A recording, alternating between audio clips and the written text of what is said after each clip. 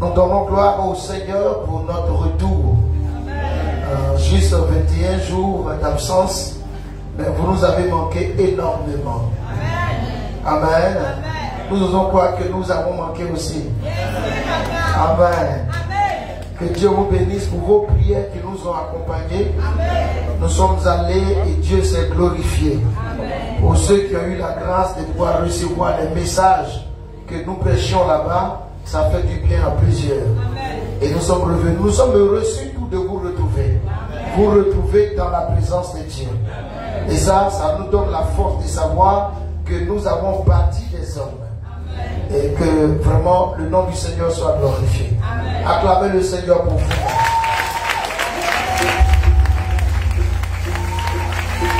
Pour votre fidélité, pour votre engagement, pour votre attachement au royaume. Que Dieu vous bénisse. Voilà. Donc nous sommes là. Nous sommes là avec nous. Que Dieu nous bénisse. Lève les mains vers le ciel. Nous prions que Dieu parle à nos cœurs. Nous prions que le Seigneur nous fasse du bien. Je prie que chaque réunion que nous avons soit une clé de bénédiction et d'élévation pour nous. Amen. Que Dieu ajoute à notre foi, que la voix du royaume soit entendue, amen, que nous soyons impactés par la parole de l'Éternel, parce qu'il est écrit que celui qui écoute la parole de l'Éternel et qui croit en celui qui a envoyé Jésus-Christ a déjà la vie éternelle. Amen. Nous voulons posséder la vie éternelle, c'est pourquoi nous levons les mains vers le ciel et nous prions que Dieu bénisse nos vies par cette parole, qu'il remplisse la bouche de son oint pour que nous n'entendions pas, n'est-ce pas, la parole qui vient de la chair, mais que nous entendions la parole qui vient du royaume et qu'en sortant d'ici nous devenions meilleurs. Amen. Ouvre la bouche et commence à prier. Merci pour ta fidélité, merci pour ta bonté, merci d'être avec nous de façon puissante, de façon réelle et forte. Que ces quelques minutes qui vont suivre soient des minutes de grande bénédiction, minutes d'impact de nos vies, impact de nos vies, papa. Que ce message ne soit pas pour celui du voisin, ne soit pas le message de celui qui est absent, mais que ce soit mon message à moi, avec lequel tu te révèles, avec lequel tu te glorifies. Merci pour tous ceux qui, éternel, nous suivront sur les réseaux sociaux. Nous prions que, éternel, tu les impactes avec la puissance de ta parole et que quiconque entendra, même des mois, des années plus tard, ce message impacte sa vie. Au nom de Christ Jésus, quelqu'un m'a dit Amen en acclamant le Seigneur très fort. Asseyons-nous. Que Dieu vous bénisse. Merci à tous mes responsables qui tiennent la maison, les gardiens du temple. Acclamons vraiment le Seigneur pour eux. Voilà. Vous savez, une vision sans soutien de vision est une illusion. Je le dis et je ne le dis pas souvent assez. Je répète qu'une vision sans soutien de vision est une illusion. Voilà. Parce que même quand tu es Dieu, tu as besoin d'hommes pour accomplir ton ministère.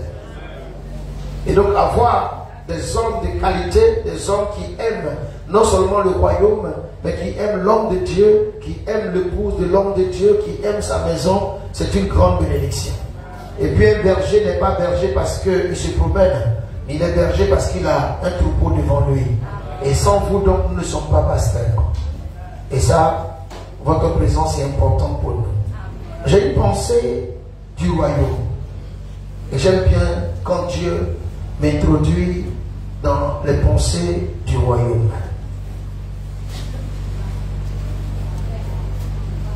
Je vais parler de quelque chose que moi je crois qui intéresse tout le monde.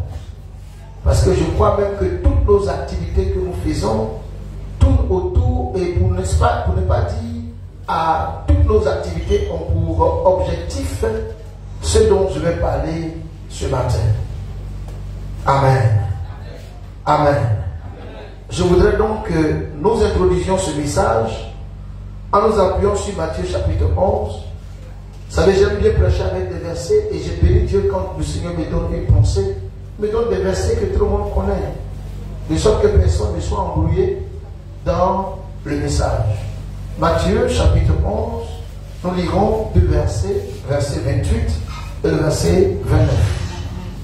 Matthieu chapitre 11, la première lecture s'il vous plaît, à partir du verset 28. Venez à moi, vous tous qui êtes fatigués et chargés, et je vous donnerai du repos. Prenez mon joug sur vous et recevez mes instructions. Car je suis doux et humble de cœur. Et vous trouverez du repos pour vos âmes. Et vous trouverez du repos pour vos âmes. Si vous croyez que le message est pour nous, on dit Amen. Amen. Asseyons-nous. C'est un test profond, un test béni, un test de gloire pour moi. Jésus dit, venez à moi, n'allez pas à quelqu'un d'autre. En disant venez à moi, ça veut dire qu'on peut partir à quelqu'un d'autre. Lorsque nous sommes chargés, que nous sommes fatigués, nous avons tendance à aller vers quelqu'un. Lorsque quelqu'un a des bagages sur la tête, il sollicite une autre personne pour le décharger. Mais Jésus dit ceci. Je sais que certains voudront faire le travail de vous libérer. Mais je vous dis ceci. N'allez pas à ces personnes-là. C'est audacieux ce que je dis. Mais je me connais. Je connais mon comportement avec ceux qui viennent à moi. Je sais que vous êtes chargés. Je sais que vous êtes fatigués. Mes amis, le monde n'est pas sous nos pieds. Le monde est sur notre tête. Le monde est sur notre tête dans ce sens que tous les stress ne sont pas sous nos pieds. Toutes les réflexions que nous avons dans nos nuits ne sont pas sur nos pieds. Toutes les situations que nous traversons, les difficultés, les maux de ce monde, les douleurs de ce monde, on les ressent plus au niveau de notre tête que de nos pieds. Et parce que la tête est trop chargée, le deuxième organe qui prend le coup, c'est notre cœur. Nous sommes chargés à la tête et nous sommes chargés au cœur. Et nos filles sont des filles sous pression. Même quand on se bat pour avoir beaucoup d'argent, la pression augmente. Parce que celui qui a eu beaucoup d'argent veut conserver la quantité d'argent qu'il a. Quelqu'un qui avait l'habitude de gagner 10 millions par jour et qui commence à avoir 2 millions, il commence à sentir qu'il commence à s'appauvrir. Alors il veut gagner 2 millions par rapport à quelqu'un qui n'a que 10 000 francs par jour. Il voit celui qui gagne les 2 millions comme quelqu'un de très riche. Mais lui, il avait l'habitude d'avoir 10 millions, il commence à avoir 2 millions. Donc nous avons une vie quotidienne de stress, une vie quotidienne d'oppression. Et nous avons besoin de quelque chose. Et Jésus dit, n'allez pas aller. Venez à moi. C'est audacieux, c'est même orgueilleux, c'est prétentieux. Mais quelqu'un qui tape sa poitrine, il sait sur quoi son pied est placé. Quelqu'un qui tape sa poitrine, il sait sur quoi il compte. Il dit, vous qui êtes chargés, fatigués, et je vais annoncer l'appel de Jésus-Christ à quelqu'un ce matin. Je ne sais pas le poids que tu traverses. Mais s'il m'envoie annoncer ce message, c'est parce qu'il s'investit en moi comme le 4e homme pour que je puisse répondre en son nom aux besoins de quelqu'un. Je suis arrivé, je voulais prêcher notre message, mais il m'a mis celui-là à cœur. Je vous donnerai du repos, pas de repos. Je vous donnerai du repos, c'est ce qu'il est écrit. Je vous donnerai du repos. Moi, je souhaitais dire le repos. Mais il dit, je vous donnerai du repos. En fait,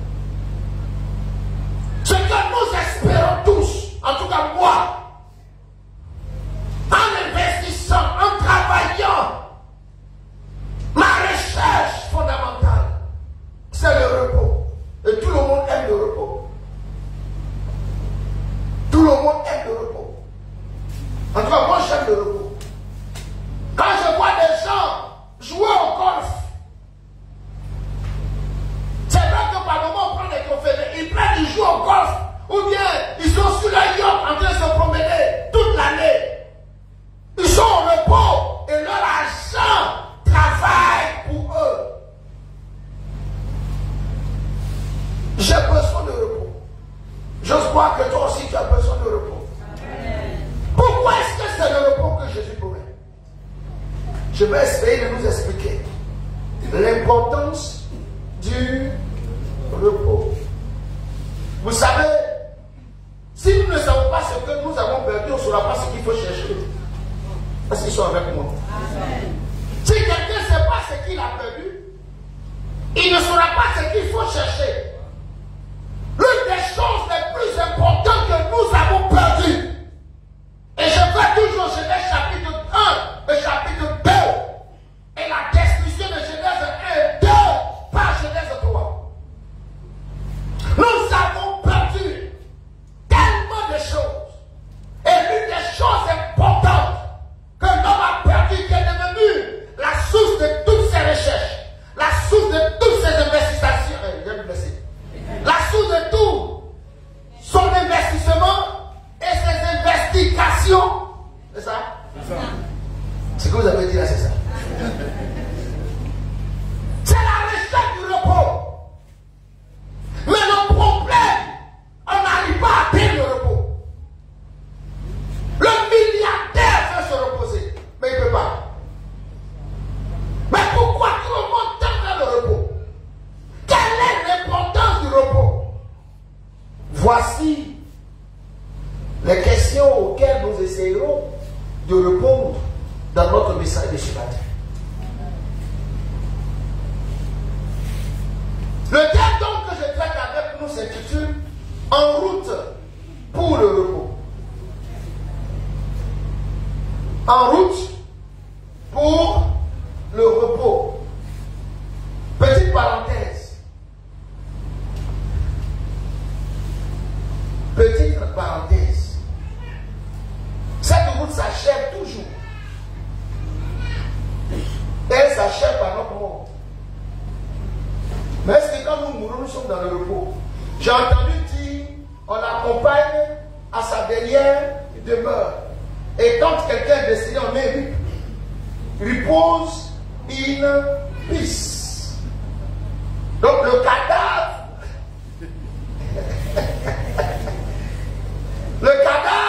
a atteint le repos.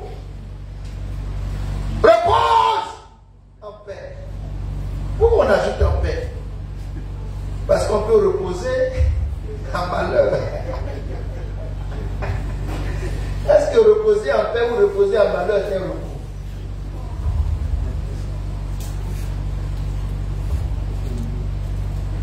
Qu'est-ce que c'est que le reposer? Vous êtes en train de m'influencer comme le Congolais? Je prêche, la salle est calme. Mais qu'est-ce qui ne va pas? Qu'est-ce que c'est que le repos? Prenons quelques petites définitions qui vont nous aider. Le repos est une chose tellement importante. Je ne sais pas si vous rentrez dans l'esprit du message déjà. On a besoin de repos. On a besoin de repos. De la même manière qu'on cherche la présence de Dieu pour être fort. De la même manière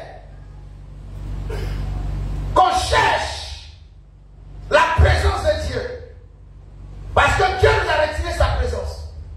De la même manière qu'on cherche le chemin de l'arbre de vie. Nous cherchons le repos. Quelques définitions vont nous orienter. Permettez-moi d'être un peu scientifique. J'ai pris une définition en thermodynamique. Il ne faut pas faire attention. Il ne faut pas faire attention. Mais ça m'a aidé à comprendre l'importance et la définition du repos. Et après, nous viendrons à la définition du repos selon la Bible. En thermodynamique, c'est une science qui étudie la variation des températures et des mouvements dans un corps. D'accord? De temps en temps, quand même, comprenez que je prêche. Il y a aussi des intellectuels qui suivent ce que j'enseigne. Il faut que je monte un peu à leur niveau pour qu'on soit tous dans le même moule.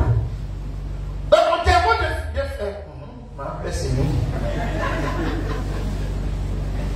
thermodynamique, le repos est défini comme l'état d'un système thermodynamique lorsqu'il ne change ni chaleur, ni travail avec son environnement. Il ne change ni chaleur, ni travail avec son environnement. Selon le premier principe de la thermodynamique, la variation d'énergie interne d'un système est égale à la somme du transfert thermique total et du travail total échangé par le système. Quelqu'un est perdu. Ainsi, un système thermodynamique, c'est ça qui est intéressant, un système thermodynamique est considéré au repos lorsque sa variation d'énergie interne est nulle. C'est-à-dire qu'il ne change ni chaleur, ni travail avec son environnement. Quelqu'un va attraper sa tête pour dire, nous avons aujourd'hui. Tout ce qu'il a expliqué là, mieux vaut dormir. Tu vas le comprendre tout à l'heure. Ce dont nous devons retenir dans la définition du repos selon la thermodynamique, c'est qu'il y a l'inactivité. La matière ne change ni énergie, c'est-à-dire elle ne donne pas d'énergie, elle ne donne pas du travail à quelqu'un d'autre. Donc la matière est seule, elle est libre. C'est pourquoi un de mes professeurs à l'École nationale supérieure d'agronomie, m'enseignant la thermodynamique, m'a dit que la thermodynamique, parler de repos en thermodynamique, c'est faire appel au chaos. Et je vais vous expliquer ça rapidement, une petite parenthèse pour que vous compreniez. Les fruits mûrs sont plus dangereux que les fruits non mûrs. Les fruits mûrs sont plus pauvres en substance nutritionnelle que les fruits non mûrs. Quand le fruit a mûri, il arrive au système thermodynamique de repos. Parce que toutes les cellules se désintègrent. Et chaque cellule, chaque molécule reste seule. Elle ne change plus avec. Donc les liens cellulaires, moléculaires se cassent. Et chacun est libre. Et il va dans n'importe quel sens. Donc il y a le désordre. C'est pourquoi le fruit mûr pourrit plus vite que le fruit non mûr. Regardez ce que j'ai fait. D'accord? Ça, on voit qu'il y a compris. C'est vrai. Voilà. Maintenant, qu'est-ce que la Bible dit du repos? C'est important que vous ayez ces choses-là, c'est important. Hein? Il faut que vous sachiez ça. Si vous regardez bien, les mangues qui ne sont pas parfaitement mûres ont plus de vitamines que les mangues très mûres. Vous prenez un citron vert, il est plus riche en vitamine C que le citron mûr. Pourquoi? Parce que selon le système thermodynamique dans le citron mûr, il y a un repos. Chacun est libre. Donc le repos fait appel à la liberté. Est-ce que quelqu'un est vraiment libre? C'est ce qu'on va étudier. Selon la Bible, le repos a une signification profonde. Je vais parler du repos. Il est souvent associé, le repos est associé à la cessation d'activité. C'est pourquoi celui qui est mort, lui, se repose. Là, il ne travaille plus. La cessation d'activité. Le repos aussi fait appel à la communion spirituelle avec Dieu. Quelqu'un au repos, quand son âme, son esprit et son corps ont la communion directe avec Dieu. Et vous allez comprendre. Communion directe avec Dieu. Et le repos fait appel à la paix glorieuse. La paix. Vous voyez que dans la Genèse, Dieu se reposa le 7e jour après avoir créé le monde et ce qui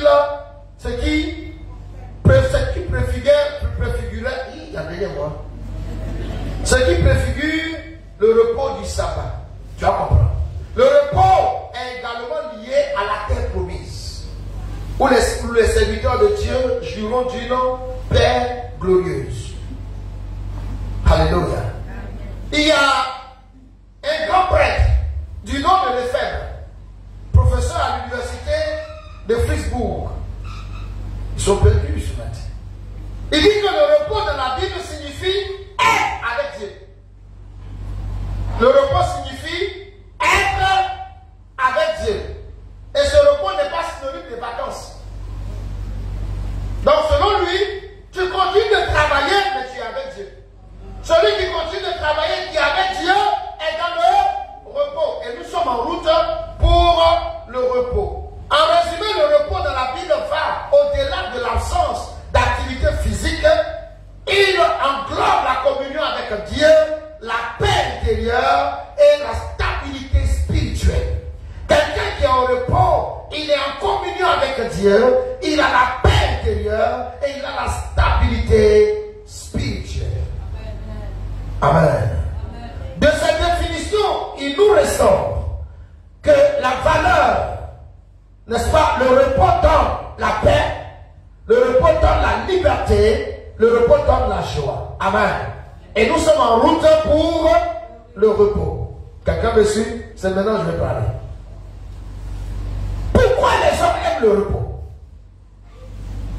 Pourquoi les hommes font tout par rapport au repos? Pourquoi nos investissements, c'est par rapport au repos? Peut-être que je suis en train de me tromper, mais moi je crois que tout ce que nous investissons, c'est pour être au repos. Même la science travaille pour que nous soyons au repos.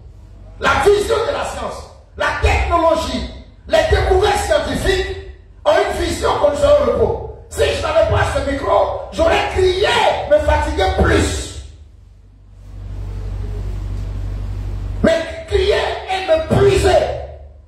Mais la technique est venue pour que je fasse moins d'efforts, que mon activité diminue. Aujourd'hui, je ne marche pas de boîtier à piquant. La technologie fait que je vais avoir que le même jour je peux revenir par une voiture ou même par un avion. Toute la vision de l'homme c'est le repos. Mais pourquoi? Est-ce que c'est l'œuvre du diable? Aujourd'hui on a même peur que la technique se développe au point qu'on ait problème avec les puces électroniques dans notre corps. Est-ce que le repos est une œuvre du diable? Est-ce que le repos est une œuvre de Dieu? Allons à la parole.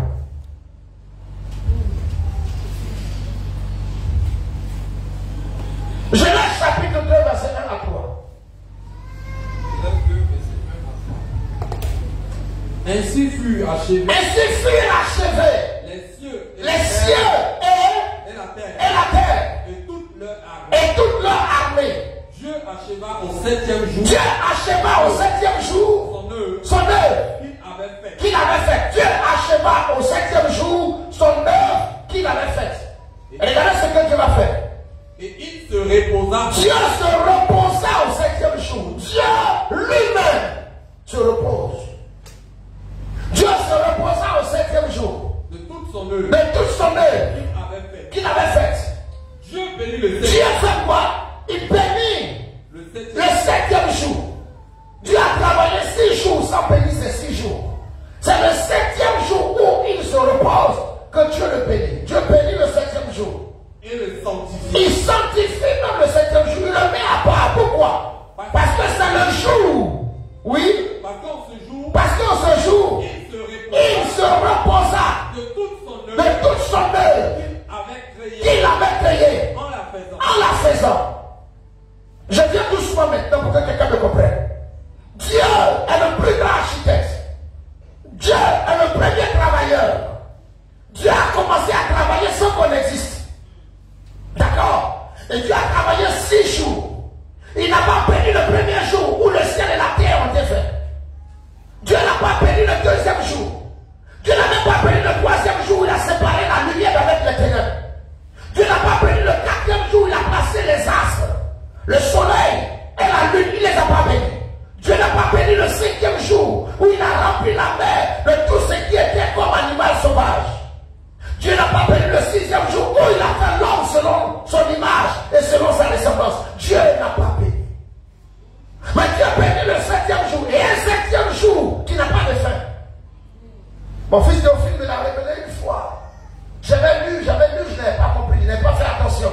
Il m'a dit, papa, il n'y a pas un soir, il n'y a pas un matin au 7e jour. Il n'y a pas un soir, il n'y a pas un matin au 7e jour. Ce qui marque la fin d'un jour, c'est le soir et le matin. Mais je trouve que dans ce jour, le 7e, il n'y a ni soir, ni matin. Dieu a éternisé le repos.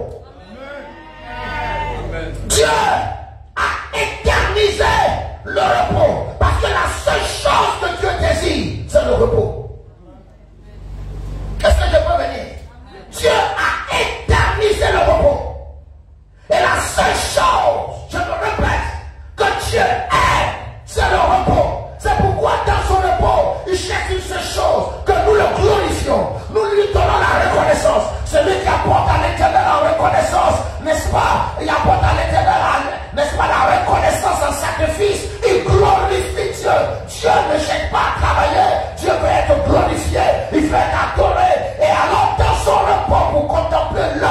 Testament. Dieu a éternisé le repos. Amen. Dieu est le repos. Et vous allez voir, je vais aller vite, vous allez voir que lorsque Dieu a trouvé le repos, c'est à partir de son repos qu'il trouve où mettre l'homme. C'est dans son repos que son repos crée le jardin. Genèse chapitre 2 à partir du verset 16, il forme l'homme dans son repos. Il forme l'homme, le corps de l'homme, parce qu'il veut que ce soit un corps de repos, un corps de tranquillité, un corps de gloire. C'est étant dans son repos qui forme le corps de l'homme. Genèse 2, 7. Et en Genèse 2, 8, fils de tout lui on va finir. En Genèse 2, 8, c'est dans son repos qu'il bâtit, il fait pousser le jardin. Dans lequel jardin il met l'homme. En Genèse chapitre 2, le verset 15, il est écrit qu'il prend l'homme qu'il avait formé, il place ça dans le jardin afin que cet homme-là cultive et garde le jardin. Au fond, c'est dans le repos de Dieu que Dieu nous a mis. Dieu nous donne un travail dans son repos. Ça veut dire que c'est un travail de repos. Je suis en train de venir à quelqu'un. La vision de Dieu à nous créer, c'était le repos. Et vous allez voir que toutes les dimensions de repos étaient accordées à l'homme. Dans le jardin, l'homme avait un repos à tous les niveaux de son histoire. Quand nous regardons l'histoire de l'homme dans le jardin, mes amis, l'homme avait tout ce qu'il fallait. Il vivait une vie de repos. Il ne sait pas ce qu'ils sont avec moi. Amen. Dieu se met dans un temps de repos éternel. Le 7e jour. Et l'homme dans le jardin. Quand on étudie un peu la vie d'Adam, avant la chute, Adam était au repos. Adam avait une vie de repos dans toutes les dimensions de sa vie. Nous constatons un repos dans l'abondance matérielle et nutritionnelle. Adam était dans un milieu où il y avait de l'or. Et Adam ne faisait pas un effort de creuser la terre pour avoir l'or. Si vous lisez les Écritures, dans le fleuve, il y avait des perles, des pierres précieuses. Adam n'avait besoin seulement que de s'abaisser et prendre l'or. Adam avait seulement que de s'abaisser et prendre des pierres précieuses. Il n'avait pas besoin de fouiller, creuser la terre, aller loin en profondeur pour trouver le diamant. Adam avait le diamant à la surface parce que Dieu voulait qu'Adam soit dans le repos. Est-ce que je peux raconter l'histoire du ciel? Dieu voulait qu'Adam soit dans le repos. Les pierres précieuses étaient à portée de main d'Adam. Aujourd'hui, vous trouvez les pierres précieuses à cause de notre péché. Les pierres sont allées en profondeur. Et Adam souffre. La descendance d'Adam va souffrir après. Donc Adam, il avait dans le jardin tout arbre, bois à voir et bois à manger. Adam ne souffrait pas. C'était des plantes à la taille d'Adam. N'a pas besoin de chaîne, n'a pas besoin de bâton pour cueillir. Mais Adam pouvait avoir tout à sa portée de main. Parce que la femme pour prendre le fruit de l'arbre défendu n'est pas montée sur un tabouret. Le fruit était à sa portée, la nourriture à sa portée. Quand quelqu'un a de quoi manger ou dormir, avoir l'argent sur lui, il est en paix dans sa pièce, il est au repos. Et Dieu ne s'était pas arrêté là pour Adam. Sur tous les domaines, Adam avait le repos. Adam avait un repos physique et une très bonne santé par la présence de l'arbre de vie. Adam ne tombait pas malade. Vous savez que la maladie nous empêche le repos. Adam ne tombait pas malade. Il suffisait qu'Adam ait besoin de se reconstituer physiquement. Il prend de l'arbre de vie, il en mange et il est tranquille. Tranquille. Adam n'avait pas besoin de courir en pharmacie. Adam n'avait pas besoin de s'injecter des insulines. Adam n'avait pas besoin de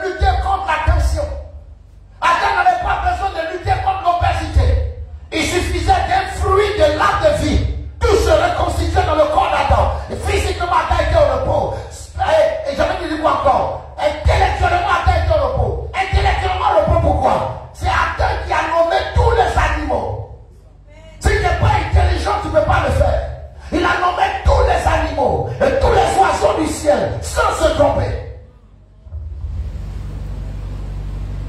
Il avait un repos intellectuel. Aujourd'hui, les gens souffrent, ils deviennent fous, parce que dans la tête, ça ne va pas.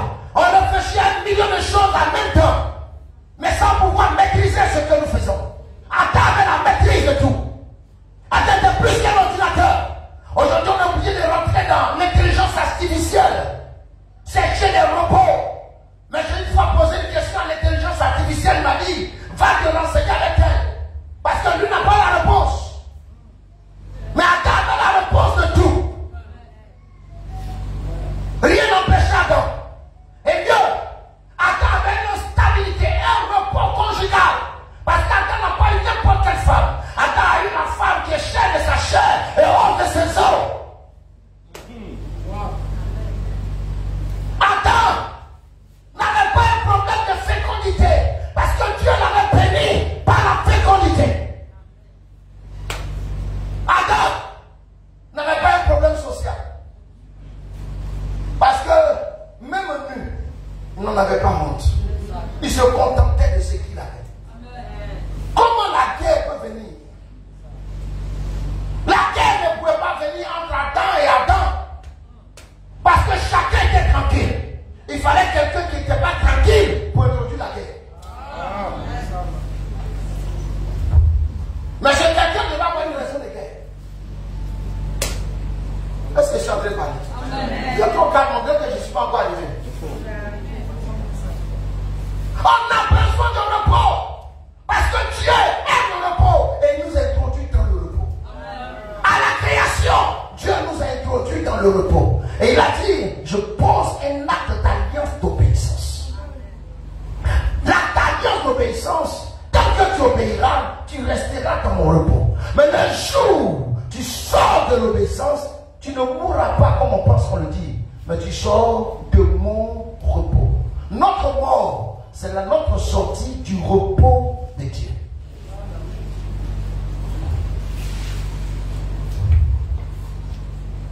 En Genèse 2, verset 15, verset 16 à 17, il a dit à l'homme, voici l'ordre que Dieu donne à l'homme. Tu pourras manger de tous les arbres du jardin, mais quand tu as l'arbre de la connaissance du bien et du mal, tu n'en mangeras pas, car le jour où tu en mangeras, tu mourras. En fait, j'ouvre la parenthèse parce que je vous l'ai présenté ici. Dieu savait que si on mange le fruit de l'arbre de la connaissance du bien et du mal, on perdrait une seule chose, le repos.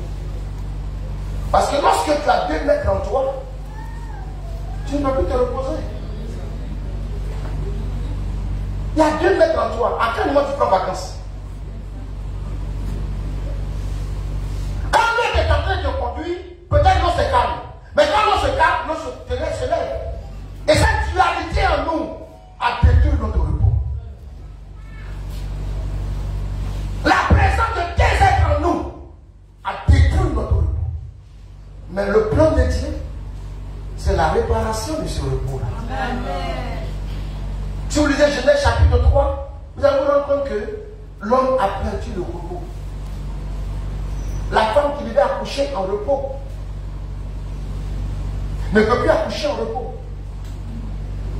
J'augmenterai les douleurs de ton accouchement. Tes désirs seront portés vers ton homme. Mais lui, il ne te donnera pas de repos. Il va dominer sur toi. On a perdu le repos. Il est trop calme maintenant. On a perdu le repos. Il va plus loin.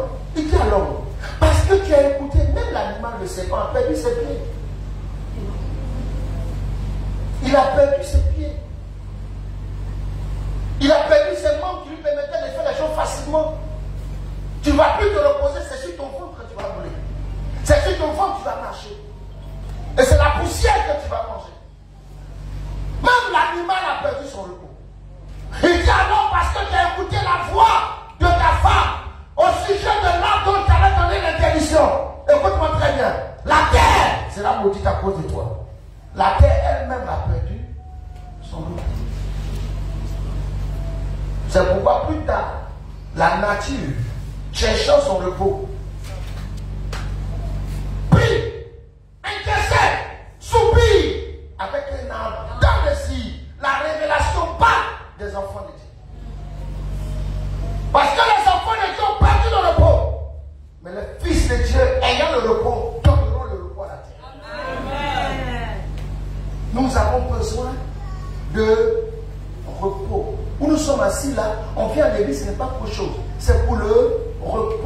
la paix dans notre cœur, la tranquillité dans notre esprit. Et ce matin, je t'envoie sur le chemin du repos. Amen.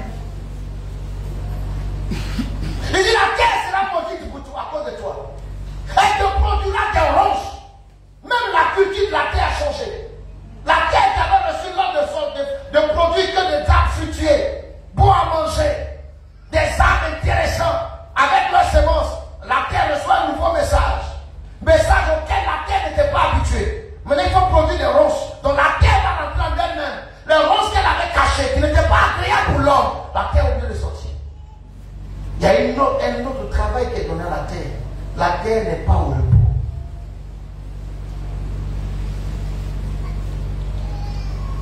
C'est la sueur de ton front que tu mangeras du pain. Sinon, tu mangeras de l'herbe de champ.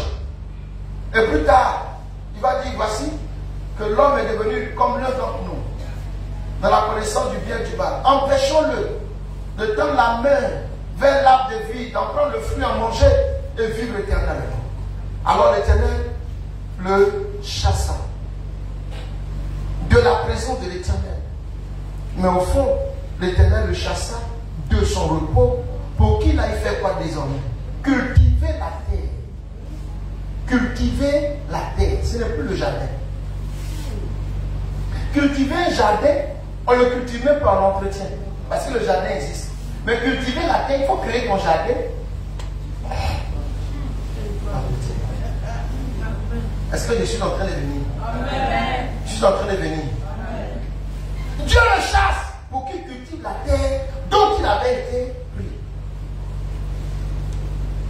Et Dieu le chasse. Dieu nous a chassés de sa présence, mais surtout de son repos. Et le cœur de Dieu lui fait mal de savoir que l'homme n'est pas dans le repos. Et les hommes vont se débattre pour chercher que du repos. Être au calme. Vous me suivez? Amen. Si vous regardez toute l'histoire biblique, à partir de Genèse chapitre 3 jusqu'à Apocalypse, c'est une seule chose. Il y a plusieurs choses que nous avons perdues dans le jardin. On a perdu notre robe, on a perdu notre vue, on a perdu la présence de Dieu, mais surtout nous avons perdu le repos.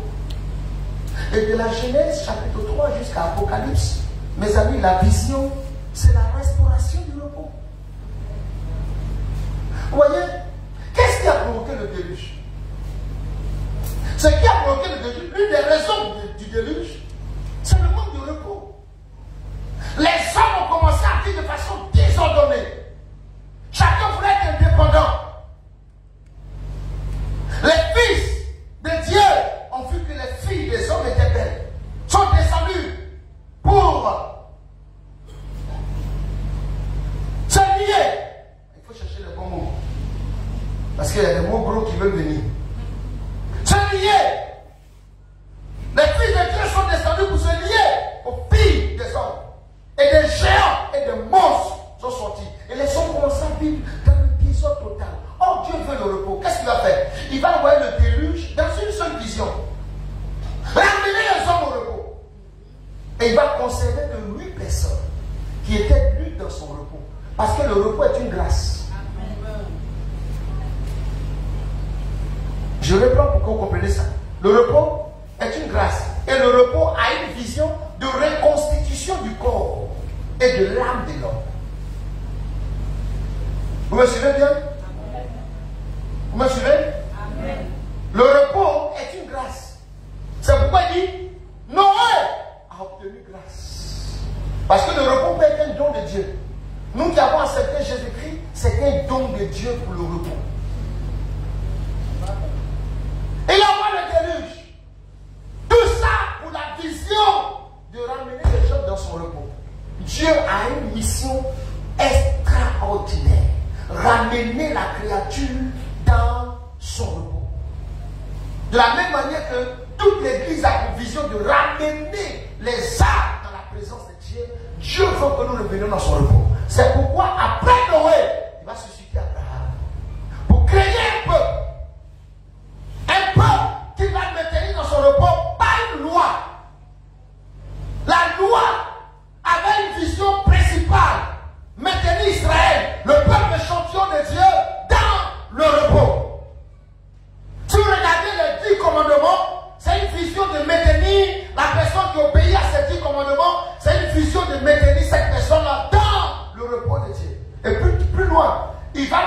imposé le repos.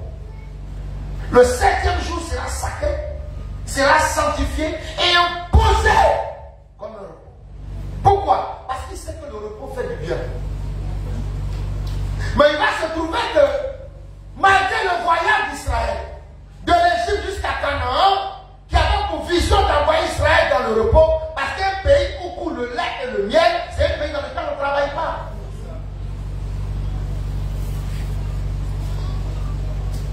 C'est de cette facilité-là que l'homme a besoin. C'est par rapport au repos que le diable a créé cette vision de jeunes gens qui restent dans une maison. Ils ont l'ordinateur et deviennent millionnaires. Je n'ai pas dit millionnaire. Parce qu'on fait tout ce qui est facile. Aujourd'hui, le comportement des hommes et même des filles, c'est la facilité. Pourquoi? On fait le repos. Mais le repos n'est pas la facilité. Israël sort. Dieu marche avec Israël. Tellement la vision, c'est une vision de repos. Je crois que je fais dormir des gens.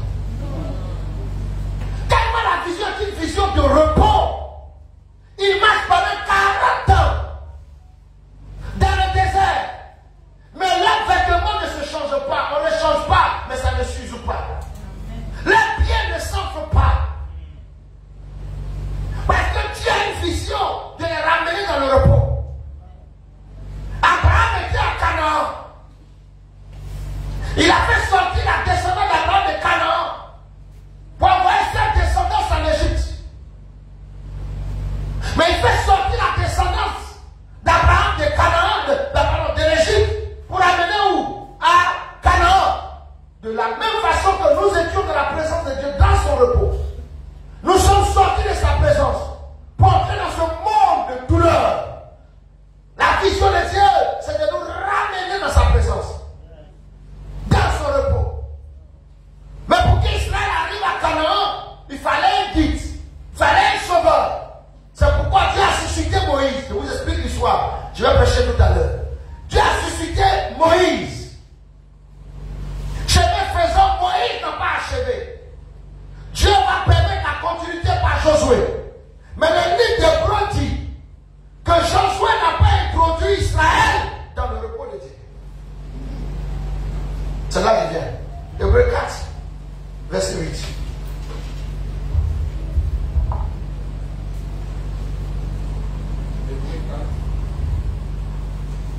Verset 8. Car si Josué leur eut donné le repos, il ne parlerait pas après cela d'un autre jour. Josué, qui avait pour mission d'envoyer Israël dans le repos, malgré qu'Israël rentrait à Canaan.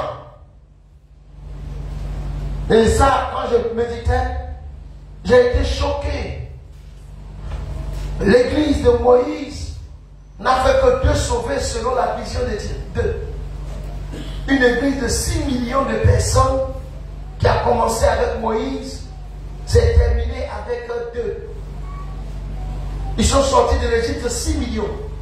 Ou bien combien? 600 000. 600 000. 600 000 fidèles sortis de l'Égypte. Mais c'est 2 qui sont rentrés à Canaan. Ça vous dit que le temple se renouvelle chaque fois. Et les anciens meurent. Donc quand tu es ancien, fais attention. Vous savez, par ce que je fais. Si les anciens meurent, avant que la vision s'accomplisse, vous êtes au calme. Acclame un peu le Seigneur.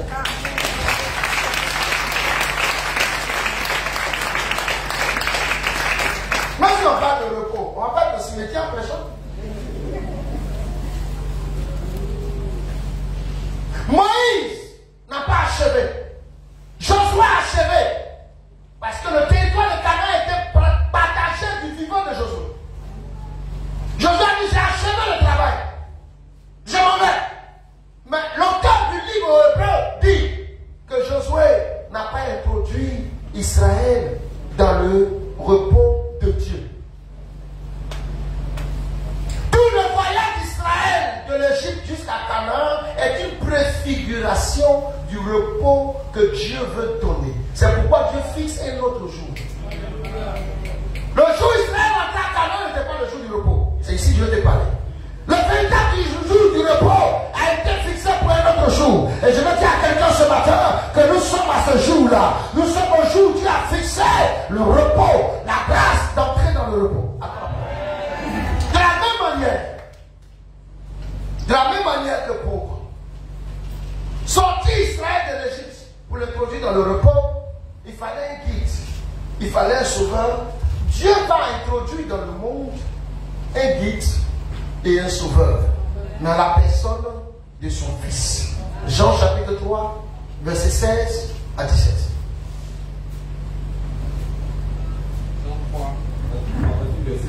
Car Dieu a tant aimé le monde. Qu'il a donné son Fils unique. Afin que quiconque croit en lui ne périsse point. Le mot périr est important. Ce qui est en train de périr n'a pas de repos. Quiconque croit en lui ne périsse point. Mais qu'il ait la vie éternelle. La vie éternelle est un signe de repos. Amen. Continue. Dieu en effet n'a pas envoyé son Fils dans le monde pour qu'il juge le monde. Mais pour que le monde soit sauvé par lui. Quand on dit que quelqu'un est sauvé, c'est que la difficulté dans laquelle il était, on a mis fin. Et si la difficulté a pris fin, c'est que tu es où? La vision de Dieu en introduisant Jésus-Christ dans le monde, c'est pour donner le repos. C'est pourquoi plus haut, il a pu dire venez à moi. J'ai été mandaté pour vous donner du repos. Alors la parole. Mes amis, comme vous êtes calme, on va aller à calme. Dans les Écritures, j'ai découvert 3 grandes lois. 3 grandes lois. 3. Il y a les deux premières lois ont une vision de nous donner du repos, mais en s'appuyant sur nos propres forces. Quand vous prenez les 10 commandements que Dieu donne à Israël par Moïse, tout est une affaire d'action venant de nous et Dieu confirme. Et ça va, je ne vais pas comprendre. C'est nous qui posons les actions. Tu as péché, c'est toi qui envoies ton mouton. C'est toi qui dois reconnaître que l'Éternel, le Dieu d'Israël, est un. Et c'est toi qui dois l'adorer. Donc, ton repos dépendait de toi dans tes efforts. Mais il se trouve que ça a été difficile. Et c'est parce que cette loi ne peut pas donner parfaitement le repos que Dieu a suscité la deuxième loi, la loi des prophètes. Ces prophètes venaient pour dire aux gens, ce qu'on vous a dit hier, essayez d'appliquer. Si vous n'appliquez pas, vous aurez malheur. Voici les 2 grandes lois de l'ancienne alliance. Mais j'ai vu une 3e loi qui me donne simplement d'entrer dans le repos par ma foi. Amen. Par ma foi. Galates chapitre 6, verset 2. Galates 6, verset 2. Portez les fardeaux. Les uns des autres. Et vous accomplirez ainsi la loi de Christ. La loi de Christ consiste à décharger les hommes. La loi de Christ consiste à libérer quelqu'un de son stress. La loi de Christ consiste à décharger mentalement, physiquement, émotionnellement, socialement, tous ceux qui sont sous un stress, tous ceux qui sont sous une oppression. La loi de Christ est différente de la loi de Moïse. La loi de Christ est différente de la loi des prophètes. Et nous sommes dans cette période où c'est la loi. Vous savez, les pays fonctionnent en partie de constitution. Et les constitutions peuvent être régénérées. Je vois qu'en Côte d'Ivoire, nous sommes à la 4e République. Nous sommes à la 3e République. Et dans les caisses publiques, nous sommes à la 3e République. Il y a eu la 1re République sur la constitution de la loi. La 2e République sur la constitution des prophètes. Et nous sommes dans la 3e République. Et cette 3e République ne sera jamais abolie. Parce que là, il est question de décharger les hommes. Il est question de libérer les hommes. Et l'Église est dans cette République. L'Église a pour rôle de décharger les hommes. L'Église n'a pas pour rôle de faire ton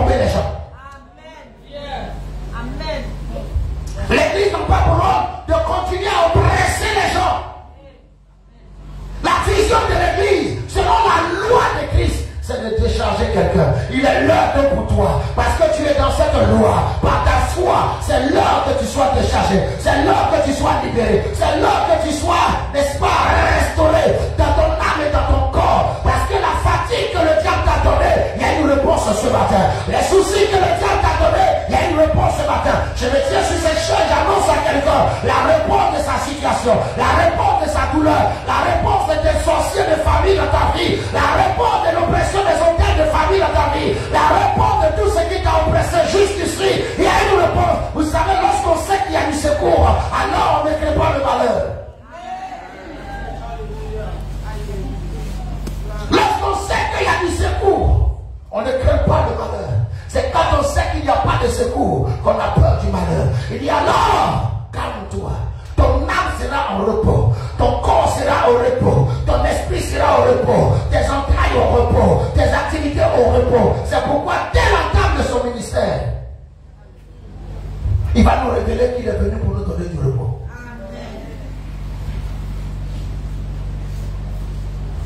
Il nous montre le chemin pour récupérer le repos. Et après, il va nous dire ce qu'il est venu faire sur terre. Et c'est ce qu'il est venu faire sur terre que je vais t'expliquer pour que tu comprennes que tu dois demeurer dans le Seigneur. Amen. Est-ce que quelqu'un est en train de me suivre? Amen. Il dit à Philippe, Philippe qui lui dit, tout le ministère consiste à une seule chose. Philippe dit, tu parles beaucoup. Non, je m'en vais vers le ciel. Je vais vous préparer une place. Quand je serai, que votre cœur ne se trouve point. Croyez en Dieu, croyez en moi. Je vais vers le ciel. Je vais préparer une place pour vous. Oh, oh, oh. Philippe dit, tu parles trop, Jésus. Montre-nous le Père. Et cela nous suffit. Tu parles trop. Dans le ministère, on ne parle pas trop. Je fais une parenthèse pour mes amis pasteurs. Je suis puissant, je suis cela, je suis ceci, je suis... Moi, quand je prie, là, les amis me voient. Moi j'ai le don spécial pour les femmes stériles. Hey! Montre-nous le Père. Tout ton ministère, montre-nous le Père. Toi, tu es un frère. Tu es frère. Tu parles trop, comme si tu avais ta place de Père. Montre-nous le Père. Nous savons que celui qui est propriétaire de l'héritage à partager, ce n'est pas le Fils. C'est le Père. Montre-nous le Père. Le ministère consiste à montrer le Père. Ça ne consiste pas à se montrer. Aujourd'hui, le problème que nous avons, parenthèse que j'ouvre, nous nous montrons plus que nous montrer au Père. Nous nous montrons plus à nos communautés que de montrer le Père à la communauté.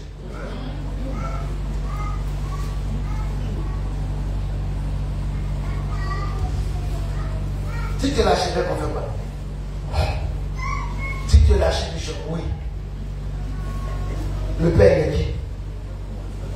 Les démons disent aux 7 fils de Séba, nous connaissons Jésus et nous savons qui est Paul. Toi, tu es le pasteur. Les démons savent qui tu es, mais ils connaissent Jésus. On peut entendre. Est-ce qu'ils sont avec nous? Est-ce que les pauvres cette parenthèse? Les démons, ils connaissent Jésus. Mais toi, ils savent qui tu es. Ils peuvent savoir que tu es faible. Ils peuvent savoir que tu es fort. Mais ils connaissent Jésus. Celui qu'on présente, ce n'est pas le pasteur. Parce que déjà, les démons savent qui nous sommes. Le pasteur qui a arrêté dans cette veste combinaison, cravate rouge, barbe blanche, les démons savent qui il est. Ils n'ont pas besoin de le connaître. Mais ils connaissent Jésus. Montre le Père. Et cela nous suffit. Encouragez-moi à prêcher. Amen. Montre-nous le Père. Et cela nous suffit. Jésus dit, ah Philippe, il y a longtemps je suis avec vous et tu ne me connais pas. Quiconque me connaît, connaît le Père. Car je suis le chemin, la vérité et la vie. Nul ne vient au Père sans passer par moi. Veux-tu avoir le repos du Père? Veux-tu rentrer dans le repos du Père? Tu n'as pas besoin d'aller à quelqu'un d'autre. Tu dois venir à Jésus-Christ parce que il est le chemin, il est la vérité et il est la vie. Et nul ne vient au Père. Donc les chemins que tu vas choisir ne te donneront pas le repos. Le chemin de l'argent repos. Le chemin de ton intellectualisme ne te donnera pas le repos. Le chemin de ta claire ne te donnera pas le repos. Le chemin. Mon frère. Ça ne donne pas le repos. Le chemin de la bière ne te donne pas le repos. Nos amis, la bière de l'homme fort, mais l'homme fort dans le caniveau.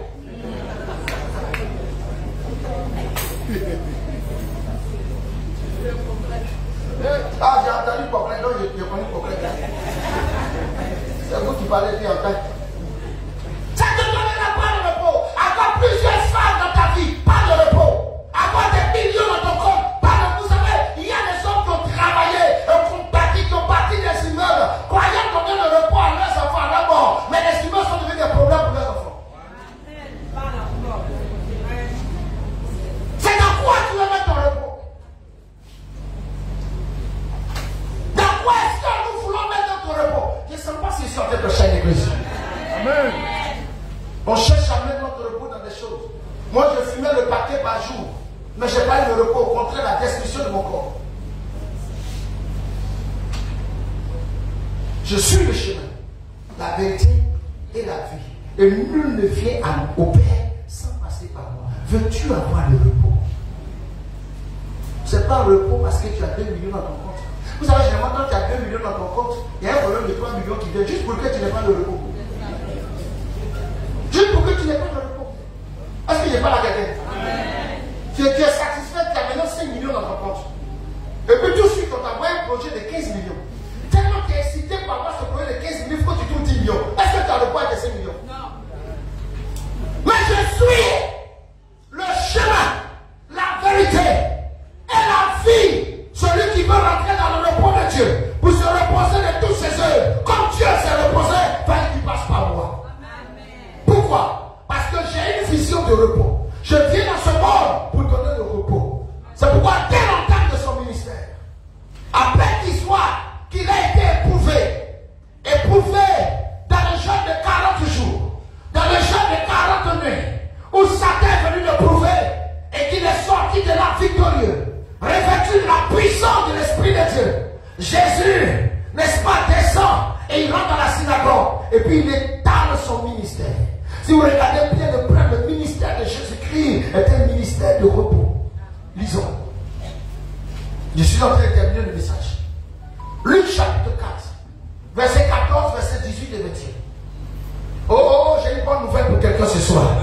Mes amis, j'ai une bonne nouvelle pour quelqu'un ce soir. Celui qui peut te libérer de la puissance des hôtels de famille, qui peut te donner le repos, est ici. Celui qui peut changer ton histoire est ici. Écoutez-moi bien, Marc a dit à Marie, on a souffert. Lazare est tombé malade, on a eu personne pour nous donner du repos. Lazare est mort, on n'a eu personne pour nous donner du repos. Lazare, on a fait les funérailles de Lazare, personne ne nous a donné le repos. On a même enterré Lazare, on a pleuré seul. Mais Marthe va dire à Marie, le maître est ici. Amen. Entre-temps, la même Marthe a dit à Jésus, je sais que tu es le Christ et que tout ce que tu demanderas au Père, il te l'accordera. Et elle va voir Marie pour dire, le maître est ici. Celui qui est capable de nous donner du repos est ici. Amen. Celui qui est capable de changer notre situation, enlever notre fardeau, enlever le poids de notre iniquité, le poids de notre situation difficile, celui qui peut nous décharger. Vous savez, j'ai transporté des bagages du campement à Ouagayo. On venait vendre à Ouagayo.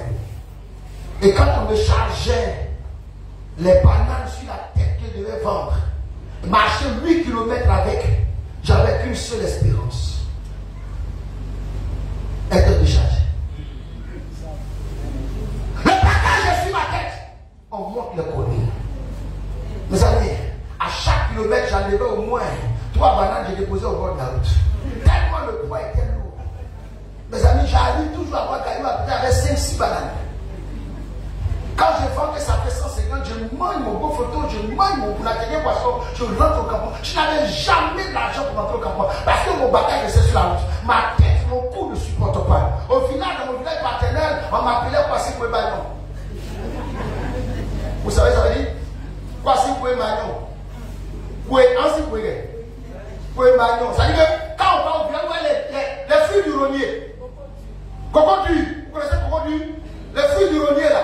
Quand on va au champ, je suis content de ramasser ce gros. Je prends 5, 6, 7, 10. Au moment où je porte le bagage, je dis oh, on va arriver au village. Mais en marchant, c'est tellement lourd, je jette.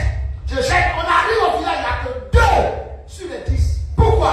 Parce que mon espérance, c'est d'être déchargé. Je vais parler à quelqu'un ce matin qui est chargé, qui est oppressé. Jésus-Christ à la réponse de ta situation. Tu es chargé par la stérilité, tu es chargé par l'oppression. Ton cœur est brisé, ton âme est détruite. Mais j'annonce quelque chose à quelqu'un ce matin. Où que tu te trouves, il y a la solution pour continuer dans le repos. J'ai cru que j'ai parlé à quelqu'un qui m'écoute. Dès l'entame de son ministère. Et ce qui me plaît, il ne ment pas. Et parce qu'il ne ment pas, je foi en ce que dit. Luc chapitre 4, verset 14. Et nous sautons au verset 18 et au verset 21.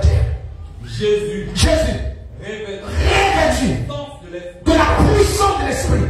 Mais mon ami, quelqu'un qui doit te sauver doit être plus fort que celui qui t'oppresse. Vous m'avez pas entendu pourquoi je parle. Quelqu'un qui doit te libérer doit être plus puissant que celui qui t'attaque. Si quelqu'un qui vient te libérer n'est pas plus puissant que celui qui t'attaque, le combat ne sera pas à ton avantage. Je vais dire à quelqu'un ce matin, le génie de forêt qui te fatigue, il y a quelqu'un plus grand que le génie de forêt ce matin. Je vais dire à quelqu'un ce matin, le célibat qui te fatigue, l'esprit là, à quelqu'un de plus grand. Gloire soit rendue à Dieu. Vous savez, lorsqu'un enfant est battu, et que l'enfant a la grâce de courir se cacher derrière quelqu'un qui peut frapper celui qui le frappe, l'enfant en sécurité. Est-ce que vous savez comment? Moi, j'étais battu par la sirène d'esprit, battu par l'esprit de masturbation, battu par l'esprit, n'est-ce pas, de haine, de vengeance, de colère, battu par l'esprit de non-accomplissement. Rien n'avançait, rien ne se réalisait. Et un jour, j'ai vu quelqu'un qui m'a dit, je suis plus fort. Je suis plus fort que l'esprit de non-accomplissement. Je suis plus fort que l'autel de ta famille. Je suis plus fort que le géant dans ta famille. Je suis plus fort. J'ai eu la fin de la grâce. Celui qui me battait, à un moment donné, m'a lâché. Et parce qu'il m'a lâché, j'ai couru dans une seule direction. Je cours dans une seule direction. Je t'engage à courir ce matin dans une seule direction. Va te cacher derrière celui qui peut te défendre. Va te cacher derrière celui qui peut t'aider. Va te cacher derrière celui qui peut changer ta situation. J'ai cru que j'ai parlé à quelqu'un.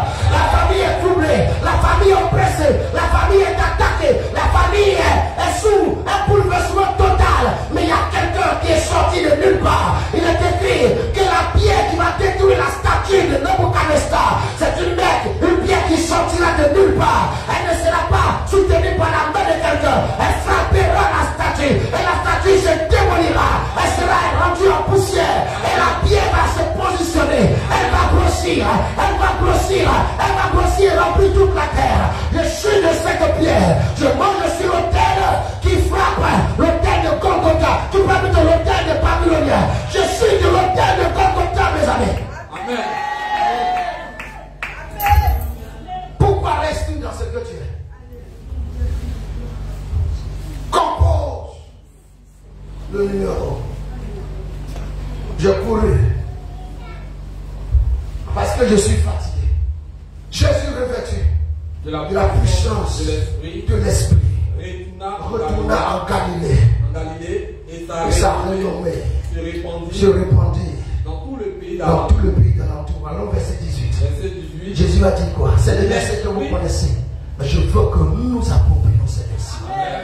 Il est venu te donner du repos. Il est écrit que nous savons que nous sommes des dieux. Mais le monde entier est sous la puissance du malin. La gloire soit rendue à Dieu. Le Fils de Dieu est descendu pour détruire les œuvres du diable. Vous savez, la parole de Dieu m'appartient. C'est à moi que Dieu s'adresse. Les œuvres du diable qui ont bloqué ma vie, la vie de mon époux, la vie de mes enfants, les œuvres du diable qui ont bloqué ma famille paternelle, j'ai un secours. Le Fils de Dieu est apparu pour détruire les œuvres du diable, détruire la stérilité, détruire le mensonge, détruire l'échec, détruire la pauvreté, détruire le non-accomplissement. Il n'est pas venu pour juger, il n'est pas venu pour plaider avec ses esprits, mais il est détruit. Il est détruit, c'est pourquoi bientôt le Dieu de paix écrasera Satan sous mes pieds. Mes pieds seront utiles pour écraser le diable par l'autorité de celui qui est venu me donner le repos. synagogue. L'Esprit du Seigneur. Il dit l'Esprit du Seigneur est sur moi. Oui. Si je n'ai pas cet esprit, je ne peux pas combattre les autres esprits. Vous savez, ce qu'il est en train d'annoncer dépend de ta foi. Amen. Ça demande ma foi. Amen. Il dit écoute-moi bien. Ton combat il est spirituel. Vous m'avez vu naître comme l'enfant de Marie et de Joseph. Mais à partir de cet instant, l'Esprit du Seigneur est sur moi. Donc oubliez l'enfant de Joseph et de Marie. Parce que vous ne savez même pas comment il suis. Vous avez raison de me confondre à un fils de Joseph et de Marie. Mais pour l'instant où je vous parle, ce n'est plus moi. Je ne vis plus dans 3 dimensions. Je vis dans 4 dimensions. L'Esprit du Seigneur est sur moi. Et l'Esprit a grand témoignage à mon esprit que je ne suis pas un homme normal. L'Esprit du Seigneur est sur moi. Pourquoi? Parce qu'il m'a honné. Parce que Dieu m'a distingué. Dieu m'a mis à part depuis le fond de ma mère. Est-ce que je peux parler à quelqu'un ce matin? Je m'approprie cette parole. Je ne suis pas né pour naître. Jamais je n'ai voulu être pasteur. Mais Dieu m'a loué pour attirer l'Esprit du Seigneur sur moi. Amen. Alors, parce que je continue le ministère de Jésus-Christ, un ministère qui a une seule vision. Je parle aux nations. Je parle au peuple de Dieu devant moi. Je parle à ma famille. Je parle des connaissances. Je parle à ceux qui me écoutent. Mes amis, si tu es dans le besoin du repos comme moi, je te présente une solution. J'ai envie de dire, je te présente la solution. Amen. Car il n'y a de salut en aucun autre nom qui a été donné parmi les hommes par lesquels l'on pourrait être sauvé pour entrer dans le repos, si ce n'est que le nom de Jésus-Christ. L'Esprit du Seigneur est sur moi parce qu'il m'a moi. Alors, regarde ce que je vais faire. Pour faire quoi? Pour annoncer une bonne nouvelle aux pauvres. Mes amis, je ne sais pas ce que l'esprit de pauvreté fait. Vous savez que l'esprit de pauvreté ne donne pas de repos. La frustration vient de la pauvreté. L'humiliation vient de la pauvreté. Plus petit que toi devient grand que toi. De ma famille musulmane d'où je viens, l'argent donne de l'âge. Ils ne m'ont pas entendu. L'argent donne de l'âge. Le petit a l'argent. On l'appelle vieux. Amen. On l'appelle vieux. Le vieux qui est pauvre n'a pas de repos. Et la Bible va même pour dire, le pauvre, il est haï même par ses frères. Mais le riche a beaucoup d'années. Mes amis, nous sommes dans un problème où nous n'avons pas de repos, pas la pauvreté. Mais j'ai ici et maintenant la bonne nouvelle pour quelqu'un. L'Esprit est sur lui, il ne peut pas échouer. L'Esprit est sur lui, il ne peut pas abandonner. L'Esprit est sur lui pour annoncer une bonne nouvelle. Une bonne nouvelle. La bonne nouvelle de ton travail. La bonne nouvelle de ta prospérité. Il dit voici, mon serviteur montera. Mon serviteur prospérera. Mon serviteur montera. Il montera bien haut. La bonne nouvelle est pour toi. La pauvreté créée par les démons de famille ne pourra plus continuer à rayer. La pauvreté créée par le non-accomplissement ne pourra plus continuer à rayer. Parce qu'il y a ici et maintenant quelqu'un qui a la solution pour toi. L'Esprit du Seigneur est sur moi. Là où on t'a caché pour que tu sois pauvre, je te fais sortir. Là où on a caché ton étoile, je te fais sortir. Là où on a caché ton identité, je te fais sortir. La pauvreté ne régnera pas pour toujours. L'Esprit du Seigneur est sur moi. Je veux donner du repos à ceux qui sont pauvres. Tout échoue. Tout ce que tu entreprends, il n'y a qu'échec. Ta vie est misère. Personne ne te respecte au quartier. Mes amis, même ton mariage. Mon père me disait, mon père adoptif me disait, fils, écoute-moi très bien, fais tout pour avoir de l'argent. Sinon, la femme que tu maries, que tu mets dans ta maison est la femme de quelqu'un d'autre. Ils n'ont pas entendu. Il m'a dit, fils, fais tout ton possible pour avoir de l'argent. Sinon, la femme que tu vas marier, tu vas mettre dans ta maison, sera la femme de quelqu'un d'autre.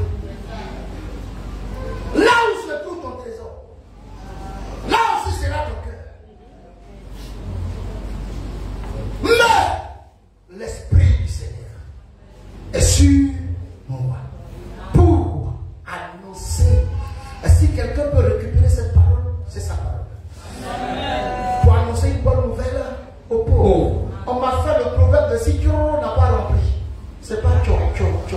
qui va là. On m'a fait le prophète, on me parlait de joie et maniement. Faut finir au milieu. Je parle en langue pour ceux qui me suivent sur Internet. Tu as fait quoi pour moi demain? Sors de ma présence avec ton imbécilité. Juste parce que je dis, Jésus-Christ est Seigneur. C'est pourquoi, si ta foi chrétienne ne passe pas des oreilles de tes voisins, à leurs yeux, ils ne croiront pas que tu as la foi. Je veux répéter. Si ta foi chrétienne ne passe pas des oreilles de tes voisins, à leurs yeux, personne ne saura que tu as la foi. C'est l'église qui marche par la foi. Le monde marche par la vue. C'est pourquoi la gloire de Dieu dans ce monde n'est pas spirituelle. La gloire de Dieu dans ce monde est matérielle. Abimelech et son chef d'armée, ainsi que ses collègues rois, sont allés voir d'abord Abraham. Après, ils sont allés voir Isaac pour dire, nous voyons, n'a pas dit nous entendons. Nous voyons que Dieu est avec toi. Parce que tout ce que tu fais te réussit. Mais j'ai la bonne nouvelle. Tout te réussira désormais. Parce que l'Esprit du Seigneur est sur ton sauveur. L'Esprit du Seigneur est sur celui en qui tu as confiance ce matin. Il dit l'Esprit du Seigneur est sur moi pour annoncer. Annoncer.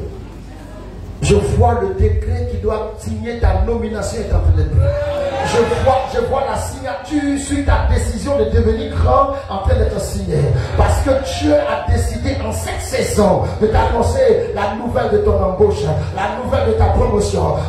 J'ai cru que je parlais à quelqu'un, que j'étais en train de bénir quelqu'un. Dieu a décidé, parce que l'Esprit du Seigneur sur lui, le répond dans le travail. Je parle sur des enfants qui ont des diplômes qui ne travaillent pas encore. Je parle sur des enfants qui sont des hommes d'affaires et qui ont besoin que les documents soient signés pour que leur affaire prospère. Je parle sur la vie de quelqu'un qui a besoin d'évoluer, qui a besoin d'une action spéciale. Je parle sur les enfants de quelqu'un qui ont besoin d'avoir une signature pour que leur travail soit fait. Je parle sur la vie de quelqu'un qui a besoin d'un visa et qui a besoin d'une signature. Je parle sur la vie de quelqu'un. La bonne nouvelle ce matin, la bonne nouvelle ce matin du royaume, la bonne nouvelle pour tes entrailles, la bonne nouvelle. Si tu étais pauvre en enfantement, tu étais pauvre en joie, tu étais pauvre. Il y a la bonne nouvelle. Amen. Il y a ici la bonne nouvelle. Amen. Par l'Esprit. Oh, l'Esprit peut tout. Pour annoncer une bonne nouvelle au pauvre. J'ai encore l'Esprit du Seigneur sur moi pour faire quoi? Il m'a envoyé pour guérir ceux qui ont le cœur brisé. C'est le discours programme du monsieur. Est-ce que ton cœur est brisé par ton mari? La guérison va venir. Cette guérison viendra certainement par la conversion de ton mari. Cette guérison viendra certainement par la conversion de ton fils. Et qu'est-ce qui a brisé ton cœur? Qu'est-ce qui a détruit ton cœur? Et que tu n'es plus dans le repos. Qu'est-ce qui a fait que tu as perdu le repos? Dans ton foyer, il n'y a plus de repos. Le comportement de tes enfants a coupé tes repos. Ton cœur est brisé. Plus de repos. Mais nous sommes en route pour le repos. Nous sommes en route et nous sommes déjà arrivés. Nous sommes déjà. Est-ce que chanter prend le pas à quelqu'un ce matin? Le cœur brisé. Le cœur brisé par la méchanceté des hommes. Le cœur est brisé par la haine des hommes. Ce que tu dois avoir, on te l'a arraché et on te voit souffrir, on te voit dans l'humiliation et ton cœur est brisé, plus ferme que toi, devenu plus fort que toi. On établit sur toi des hommes qui n'ont pas ton niveau. C'est toi qui travailles le plus dans la société, mais c'est toi qu'on a mis au bas. Alors les salaires sont pour les autres et c'est toi qui montres à tout le monde ce qu'il y a à faire, mais c'est toi qui es en bas. Tu as les meilleurs diplômes, mais tu as les plus petits postes. Tu as les meilleurs diplômes, mais tu es dernier dans la société. On envoie les gens dans la société, tu les formes, on les nomme au-dessus de toi, simplement pour que ton cœur soit brisé. Mais j'ai ici une bonne nouvelle pour quelqu'un. Ton cœur sera guéri par ta promotion.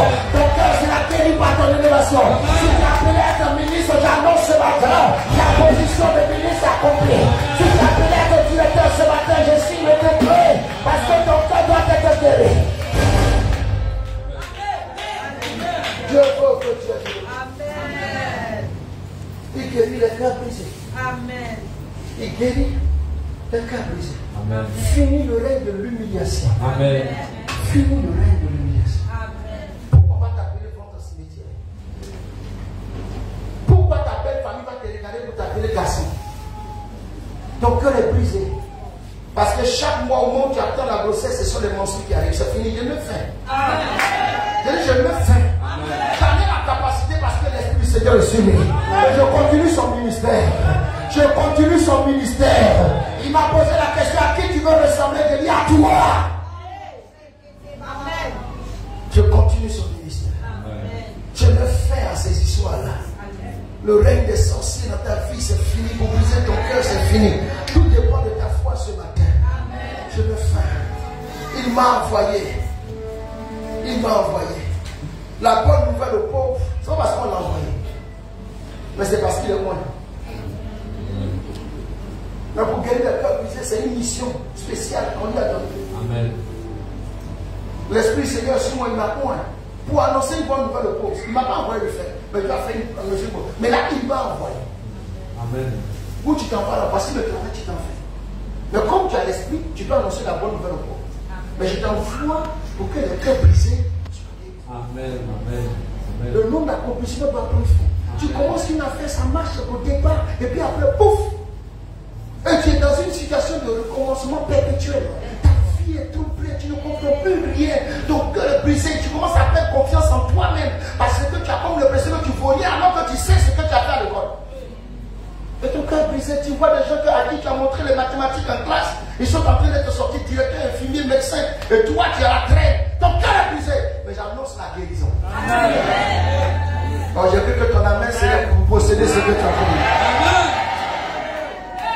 Il guérit et il continue. Il m'a envoyé là. Pour faire quoi? Pour proclamer aux captifs la délivrance. La délivrance. Dans quelle prison es-tu? Celui qui est en prison, même s'il y a télévision dans la prison, même s'il y a climatiseur dans la prison, même s'il mange bien, mais de savoir qu'il est en prison, il n'est pas au repos. Il n'est pas au repos. Il n'est pas au repos. Il est dans la même pièce là. Il n'est pas au repos. Toute forme de prison spirituelle et naturelle, il déclare ta liberté. Il déclare ta liberté. Jésus déclare ta liberté pour que tu aies le repos. Si tu es en prison physique, c'est ta liberté. Si tu es dans une prison spirituelle, j'annonce ta liberté. Quelle que soit la forme de la prison dans laquelle tu te trouves, j'annonce ta liberté. La liberté de tes enfants, la liberté de ta maison, la liberté de ton foyer, la liberté de tes affaires, la liberté de tes entreprises, la liberté aux captifs. On t'a mis quelque part. Tu n'as plus droit. Et il continue. Et aux aveugles, le recouvrement de la vue. Tu ne vois rien.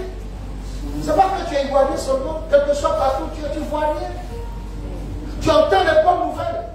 Jésus est puissant, mais il est puissant pour les autres parce que tes yeux n'ont pas vu. Et dans ta maison, on dit, mais depuis que tu vas à l'église, il a fait pas pour toi. On n'a rien vu là. On a entendu, on n'a pas vu. Mais il va ouvrir tes yeux. Amen. Il promet d'ouvrir tes yeux. Amen.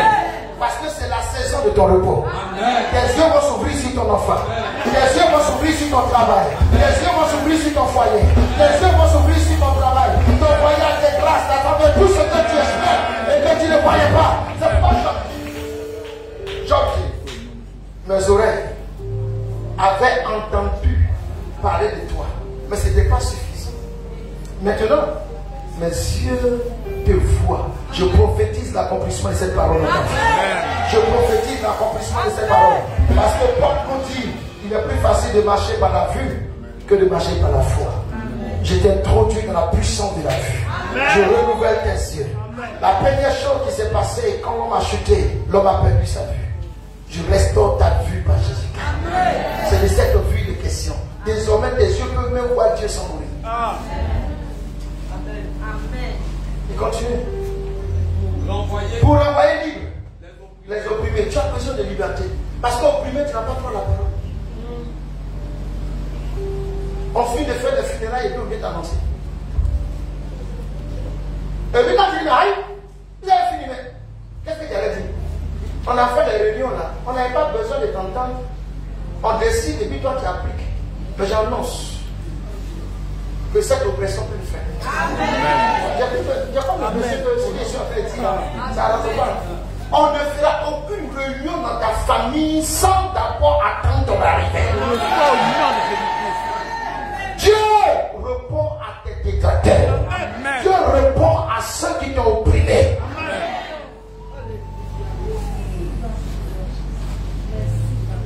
Renvoyez libre les opprimés. Et il continue pour dire quoi? Continue le verset 21. Lis-moi le verset 20 d'abord. Le verset 20. 20. Le 19 n'est pas fini. Pour publier une année de grâce. Qu'est-ce que le diable prend pour t'accuser? Son accusation retourne contre lui. Parce que l'acte dont les ordonnances nous condamnaient subsistait contre nous. L'année de grâce a été publiée. On ne peut plus te condamner à cause de l'avortement il y a 10 ans. On ne peut plus te condamner à cause de l'adultère il y a 5 ans. C'est fini. Tu as l'année de grâce. J'ai plus que je parlais sur la vie de quelqu'un. Avant-hier, le président de la République a pris une décision de grâce. Des hommes et des femmes condamnés à plus de 18 ans de prison sont sortis, retrouver leur famille. Je veux dire à quelqu'un ce matin, tu sors de toutes sortes de prisons parce que c'est la grâce. La grâce, il n'y a plus que je parlerai sur. C'est la grâce pour toi. Ne te laisse plus sous pression. Ne te laisse plus sous oppression. La tête de grâce a été publiée. Pour publier. La tête de grâce c'est pour le repos. Amen. Tout le ministère de Jésus-Christ a une seule vision, nous introduire dans le repos. Année de grâce. Et puis il dit le verset 1. Les gens sont surpris. Parce que ce qu'il a dit là, c'est trop fort. Moïse n'a pas pu faire ça. Abraham n'a pas pu faire ça. Lui vient, il annonce ça. Regarde ce que les gens font. Quand il a fini, il a roulé. Il roula le livre. Le remit au serviteur et assis au serviteur. Oui. Oui. Et il s'est assis. Et tous ceux qui dans la synagogue avaient les regards fixés. Ils ont regardé. Pourquoi quand on lui a donné le rouleau, c'est exactement ça qu'il a fait pour lui. Donc les gens se posaient des questions. Mais regardez la réponse que Jésus m'a donnée pour que tu comprennes. Il dit quoi? Alors il commença à leur dire. Aujourd'hui. C'est pas demain. C'est pas demain. C'est pas hier. Il te parle d'un message d'actualité. Il dit aujourd'hui. Je ne sais pas ton jour. Vous savez, l'heure à laquelle tu te réveilles, c'est ton matin. Mais aujourd'hui, si tu veux te réveiller, aujourd'hui, continue. Cette parole, ce n'est pas des paroles, mais cette parole, à savoir, l'Esprit Seigneur est sur moi. Il m'a pour annoncer une bonne nouvelle aux pauvres. L'Esprit Seigneur est sur moi. Il m'a envoyé pour libérer quoi? Pour guérir les cœurs brisés. Il m'a envoyé pour libérer les captifs. Il m'a envoyé pour envoyer les opprimés. Il m'a envoyé pour annoncer une année. Et pourquoi? Une bonne nouvelle aux pauvres. Il m'a envoyé pour annoncer une année de grâce. Alors, cette parole. Cette parole, je ne sais pas s'il y a une portion de cette parole qui te concerne. Mais si ça te concerne, ce n'est pas moi qui suis en train de prophétiser. Il dit cette parole de quoi? De l'écriture. Il n'a pas dit des écritures. Cette parole que je viens de citer de l'écriture. Avec quoi? Que vous venez d'entendre. Accompli. Je ne sais pas si quelqu'un est en train d'écouter. La bonne nouvelle est accomplie. La guérison est accomplie. La nourriture de Jésus est accomplie. La vie est libérée. Tu es dans le repos par le Seigneur Jésus-Christ. Si je dis à ta place, je pousserai des livres forts. La parlerai parce que je reçois mon repos. Je reçois mon repos selon le plan de Dieu. Je reçois mon repos dans la vision de Dieu. Je reçois mon repos dans la grâce de Dieu. Ça ne sera pas accompli. Je récupère par ma foi ce matin. Je récupère pour mes enfants. Je récupère pour mon foyer. Je récupère pour mon ministère. Je récupère pour ma descendance. C'est accompli, c'est fini. C'est fait. Jésus a bien dit c'est fait. C'est accompli, je crois. Je crois que la bonne nouvelle est pour moi. Je crois que mes yeux s'ouvrent. Je crois que mon cœur est guéri. Je crois que cette parole ce matin, tout ce qui concerne mon avenir, c'est fait. C'est fait. Ma guérison est là. C'est fait. Ma délivrance est là. C'est fait. Ma restauration est là. C'est fait. Mon enfantement est là. C'est fait. Mon travail est là. C'est fait. Le bonheur est pour moi. C'est fait. La gloire est pour moi. Les belles choses sur la terre m'appartiennent. Les belles voitures sont à moi. Le mariage est heureux pour moi et mes enfants. Tout me réussit désormais.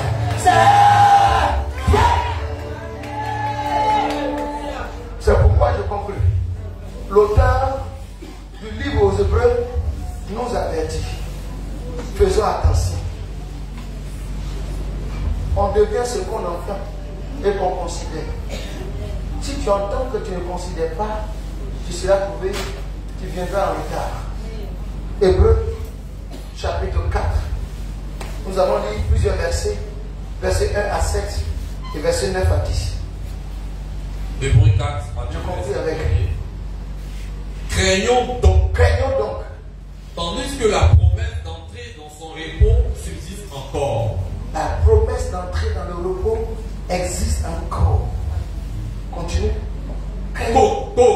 Qu'aucun de vous ne paraisse être trop tard. Venu trop tard. Car ne venons pas tard. Dieu veut que tu aies le repos. Mais il ne t'impose pas le repos. C'est toi qui récupères ton repos. De la même manière que Dieu ne te convertit pas, mais il te propose la conversion et que toi-même tu t'appliques la conversion. Tout ce qu'on vient de dire, c'est le plan de Dieu que tu aies le repos. Mais c'est toi qui prends le repos. Parce que le savon ne rend pas propre parce qu'il est à côté de toi. Le savon rend propre parce que tu l'appliques sur ton corps. Le repos existe. Mais il faut le prendre. Et ne viens pas en retard. Pourquoi? Car cette bonne nouvelle, n'est-ce pas une bonne nouvelle que j'ai annoncée ce matin? Mais cette bonne nouvelle-là, oui, nous a été annoncée aussi qu'à eux. Oui, ceux de l'Ancien Testament, là, ils ont entendu la bonne nouvelle comme moi. C'est pas avec nous que Dieu a commencé à parler de repos. Dieu a commencé à parler de repos depuis Israël, depuis Abraham, depuis même Noé. Ils ont entendu ce message. Comme plusieurs ont déjà lu Luc chapitre 4, verset 18 à 21. Nous tous nous l'avons déjà lu. Mais ce matin, le Seigneur est venu remuer cette parole comme l'ange qui descend dans la piscine, remue l'eau. Mais ce n'est pas tout le monde qui sera guéri. C'est celui qui sera violent et qui va plonger le premier. Ne viens pas en retard. Parce que si tu viens deuxième, tu es en retard. La bonne nouvelle là, ça nous a été annoncé autant qu'à eux. Mais qu'est-ce qui s'est passé? Mais la parole les paroles qui leur furent annoncées ne leur servit de rien. Ce que je viens de dire, on a crié, oui, ça peut ne pas te servir. Cette parole peut te servir de rien. Tu es venu à un culte et tu es retourné comme un culte normal. Tu as perdu 2 heures de temps. Pour ne pas dire que tu as perdu une demi-journée de week-end qui aurait pu te mettre à la plage. Pour que tu vois les filles avec les strings au bord de la mer. Tu aurais pu te mettre là-bas. Si ce message-là que tu as entendu n'est pas appliqué à toi, mais tu ne l'appliques pas à toi-même, tu ne t'appropries pas cette parole, ça ne te servira de rien. Et tu seras arrivé en retard. Oui, calmez-vous et puis écoutez-moi. Et quand c'est comme ça, on peut pas venir. Il a bien prêché tout à l'heure, il a bien tout gâté. Mais c'est la conclusion du message. Ça leur a servi de rien. Alors que la bonne nouvelle, ils ont entendu. Vous savez, entendre, comme je le dis, je l'ai repris encore au Congo, tout le monde entend, mais ce n'est pas tout le monde qui écoute. Parce qu'on entend quelque part et on va écouter ailleurs. Il y a ce qu'on entend, et il y a ce qu'on fait, on fait de ce qu'on entend bien en écoutant, mais on écoute ailleurs. Là, tout le monde entend, mais ce n'est pas tout le monde qui écoute. Dieu cherche ceux qui écoutent. Parce que si tu n'as pas écouté, tu ne pourras pas comprendre. Et si tu n'as pas compris, tu ne peux pas agir. Nous échouons parce qu'on ne sait pas entendre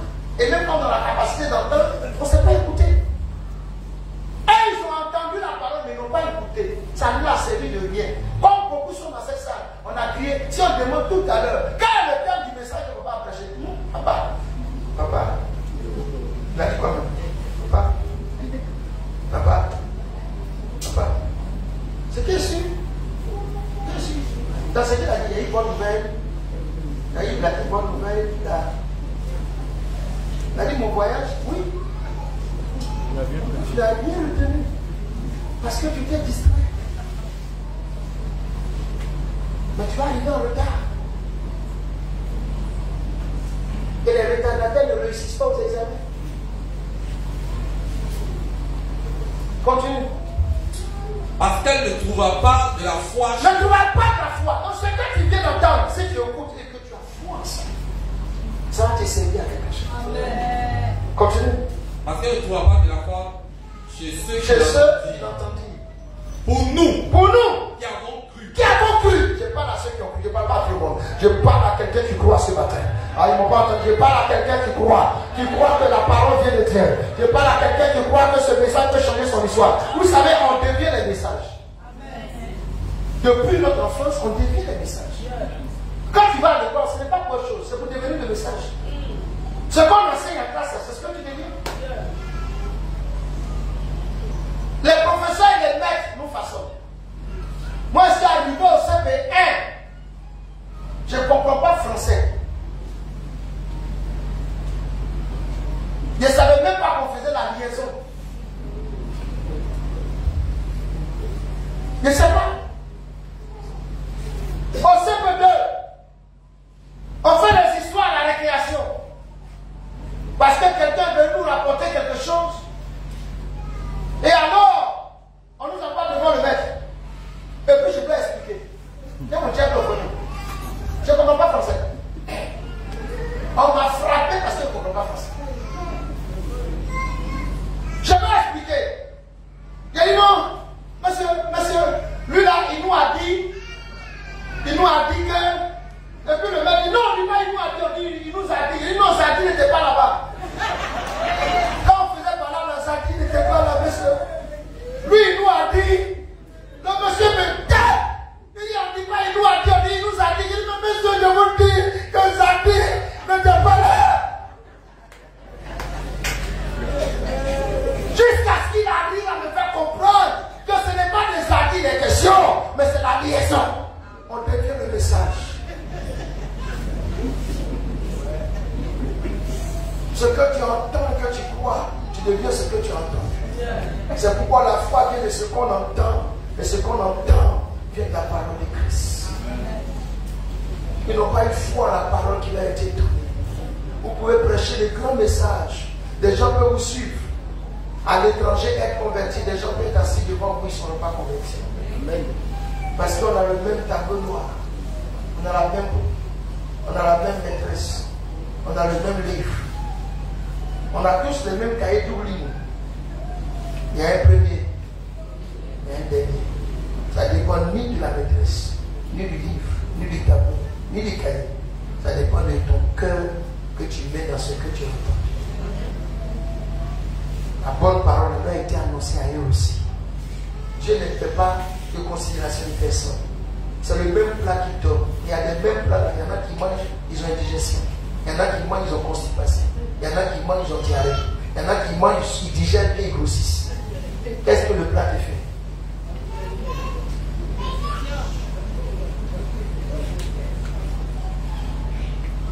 Est-ce que ça te donne diarrhée?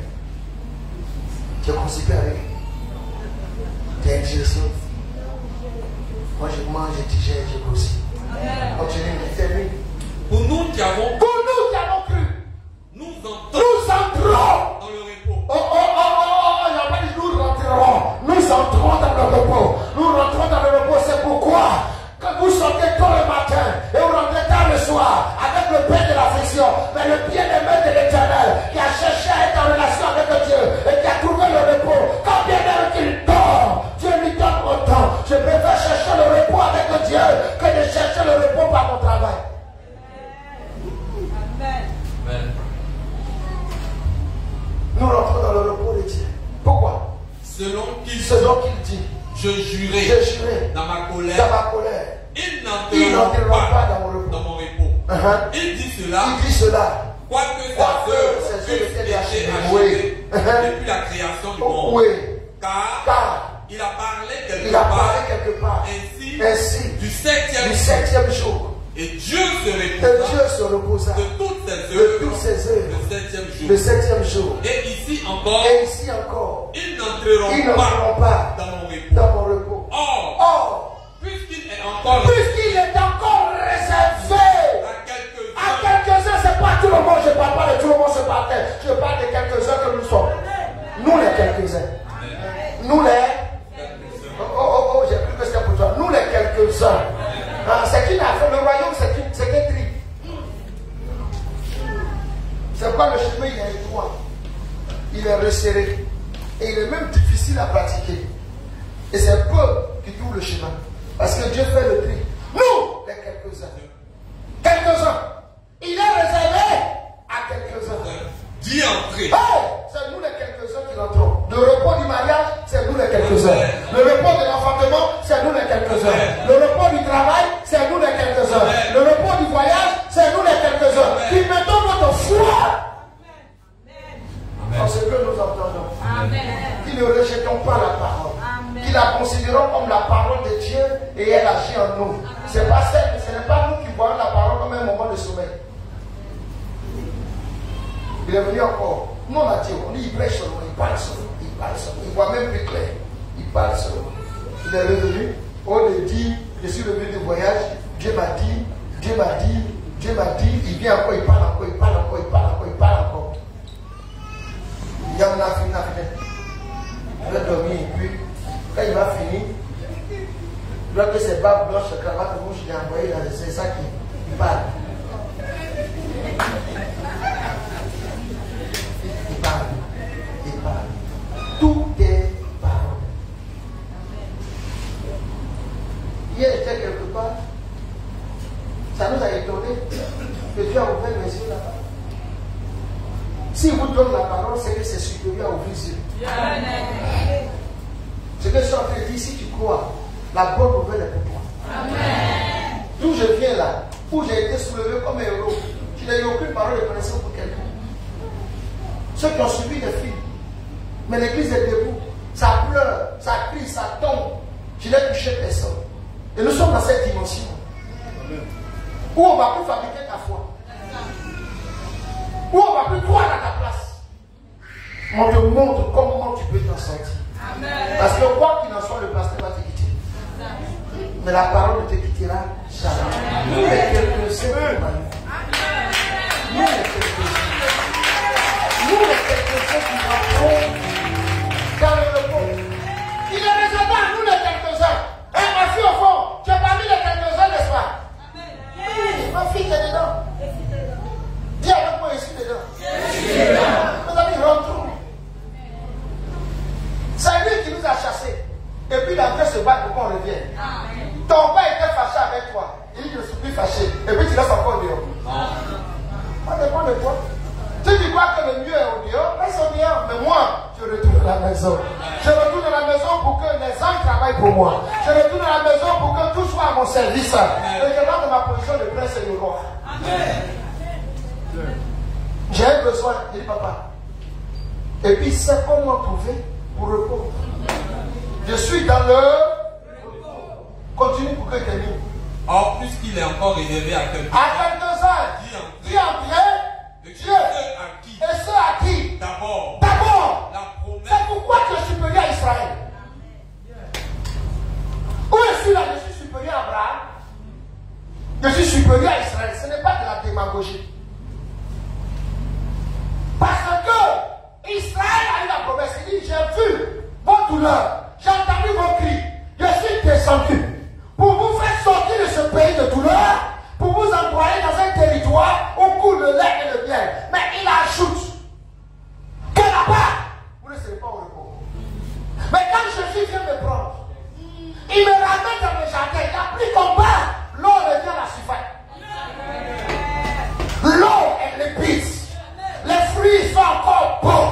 Parce qu'il n'a pas détruit le jardin. Il m'a seulement sorti du jardin. Et ce n'est pas les Cananéens qui sont en train d'entretenir le jardin. Non. C'est Dieu lui-même qui veille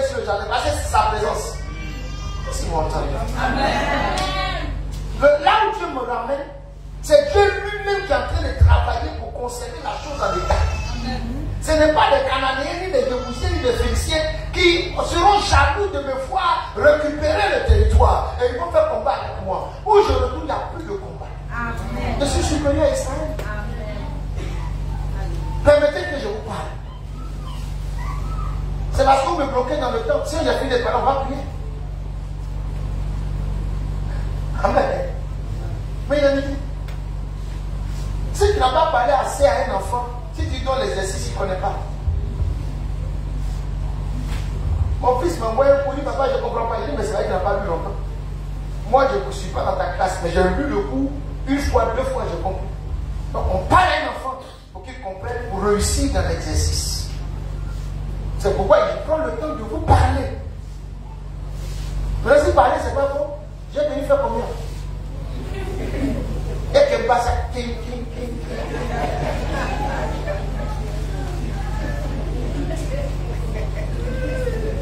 Je vois ton grand-père, je vois ton grand-père, je vois ton grand-père. Je vois le cadavre de ton grand-père derrière toi. Vous savez, dans le village, ma fille m'a dit, le chef du village ne voit pas le diable. Si le chef du village dit, j'ai vu le diable, le village c'est vide.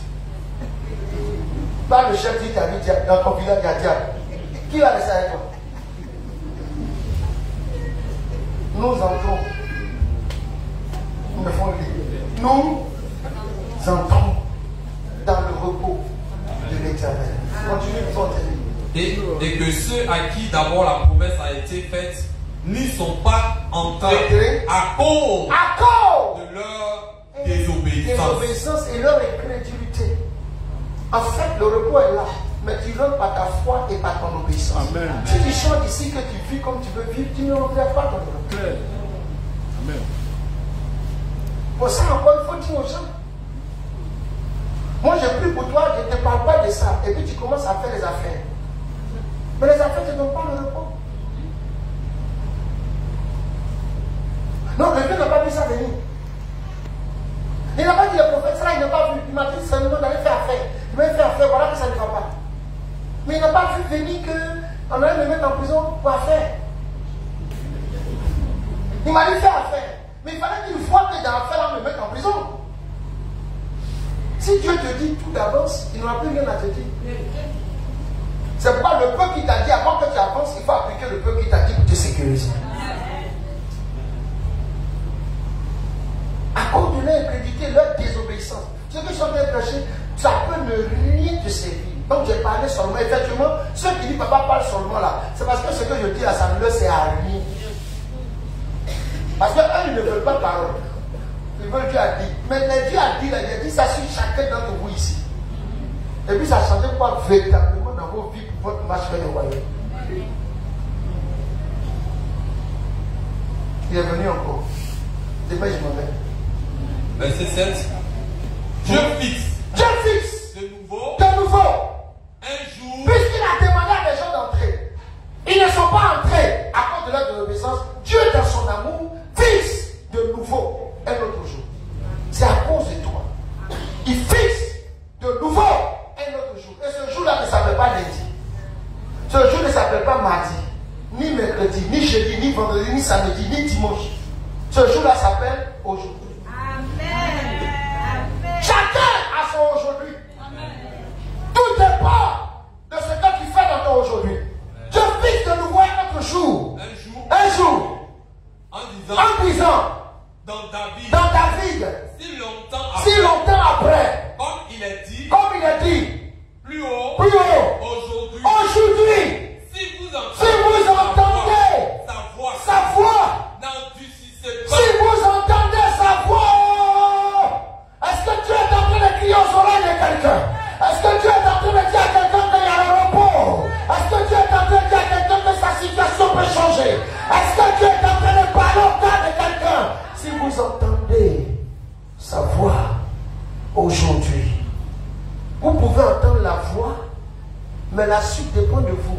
Il dit quoi? N'endurcissez pas vos cœurs. Vous pouvez entendre la voix de Dieu qui annonce votre salut. Dieu ne fait que parler. Et je fais le ministère de Dieu, je ne fais que parler. Mais qu'est-ce que tu fais avec la parole dans ton cœur? Il ne faut pas fermer ton cœur. Il y a des raisonnements sataniques que le diable donne juste pour fermer notre cœur par rapport à ce qu'on entend qui peut changer notre vie. Est-ce que je parle à quelqu'un ce matin? Non, dis si ce n'est pas votre cœur. Lis mon fils. Verset 10. Verset 10. Car celui qui entre dans le repos de Dieu, se repose. Non, tu n'as pas le verset 9. Verset 9 avant le 10. D'accord. Il y a donc un repos de sabbat réservé au peuple de Dieu. Dieu a réservé un repos. Amen. Ce que Dieu veut, c'est que tu vas dans le repos. Donc il réserve le repos pour toi. Amen. Le repos est réservé pour toi. Amen. Tout ce que tu es en train de traverser, c'est pour atteindre le repos. Et Dieu veut que tu aies le repos. Amen. Le repos, il a réservé du repos pour toi. Pourquoi? Parce que celui qui rentre dans le repos, de Dieu se repose de ses œuvres. Comme Dieu s'est reposé des siennes. Dieu ne veut plus que tu souffres. Amen. Son plan, c'est qu'on ne souffre plus. Et que les choses nous réussissent. C'est pourquoi, ce matin, tu vas te lever. Pour que Dieu t'introduise dans son repos. C'est que introduis-moi dans ton repos. Je suis fatigué de me débattre seul. Mais j'ai une destinée entre tes mains. Vous savez ce que Dieu a comme destinée dans notre vie, ça sert à notre repos. Quand nous retrouvons le plan de Dieu pour nous, on ne souffre plus. Quand nous retrouvons ce à quoi Dieu nous a destiné sur la terre, on ne se bat plus parce que c'est l'affaire de Dieu. Est-ce qu'ils m'ont entendu? Je veux répéter. Lorsque on vient au Seigneur et on retrouve la raison de notre destinée sur terre, ce n'est plus nous qui nous battons, mais c'est Dieu qui est obligé de se battre parce que c'est son affaire. Amen. Le problème, ce n'est pas de se battre. Le problème, ce n'est même pas d'être intelligent à l'école. Le problème, ce n'est même pas d'avoir des diplômes. Le problème, c'est de trouver ce pourquoi tu es né. Si tu trouves ce pourquoi tu es né, ce n'est plus toi qui agis. Mais c'est celui qui est l'auteur de ce pourquoi tu es né qui te conduit lui-même. Joseph trouve un puits, mais le puits est sec. Pourquoi? Parce qu'il est sur le chemin de sa destinée. Joseph est vendu, mais ce n'est pas n'importe qui l'achète. Pourquoi? Il est sur le chemin de sa destinée. Joseph va en prison, mais ce n'est pas n'importe où qu'il est posté. Pourquoi? Parce qu'il est sur le chemin de sa destinée. Le problème des humains, ils savent qu'ils sont nés par la volonté de quelqu'un, mais ils ne cherchent pas quel est le plan que celui qui les a fait venir sur terre a dessiné pour leur destinée. Ce matin, je ne veux plus que tu t'agites. Il y a des choses que tu as essayé par devant toi-même. J'ai connu des dames qui cherchaient à avoir absolument un enfant, sont sortis de la vision de Jésus-Christ et ils ont eu des enfants qui leur créent tous les problèmes aujourd'hui. Mettre au monde ne suffit pas, mais il faut mettre au monde pour que ce soit une bénédiction pour toi. Il y a des gens qui ont forcé pour avoir du travail, mais leur travail les a poussés à l'esclavage au point qu'ils ont abandonné la main de Dieu. Est-ce que tout ce que j'acquiers est dans le plan conçu de Dieu pour moi, de sorte que je sois au repos? Tout ce que tu as qui ne te donne pas du repos spirituel, ne te donne pas du repos de ton âme, de ton cœur, de ton corps, n'est pas la volonté de Dieu. Parce que le diable peut te donner ce que tu espères. Ce matin, tu n'es pas en retard. Si ce message est arrivé aujourd'hui, tu n'es pas en retard. Seigneur, introduis-moi dans mon repos. Le repos que tu as conçu pour moi avant que je naisse. Je me sens calme, je sens que c'est un message qui nous fait réfléchir. C'est pourquoi je me réjouis de parler à ta conscience. Est-ce que ce dans quoi tu es comme activité en ce moment, ça te donne du repos? Tu même assis dans la présence de Dieu, tu ne tiens pas. Parce que tu regardes la montre. On va m'appeler, mon fils vient de partir. Je n'ai pas encore fini. C'est lui, il est parti. Son activité l'a appelé. Est-ce qu'il est dans le repos par rapport à l'activité? Est-ce que ce dans quoi tu es, ne tu tiens pas esclave? Alors que le Seigneur t'introduise dans le repos qu'il a conçu. Même si tu t'es trompé dans ta vie maritale et que tu as avec un homme qui ne te donne pas de repos, Dieu peut changer les situations. Dieu peut façonner, intervertir les choses. Alors de façon sincère, même si c'est une seule minute. Il y a des gens qui travaillent aujourd'hui, mais ce n'est pas leur destinée.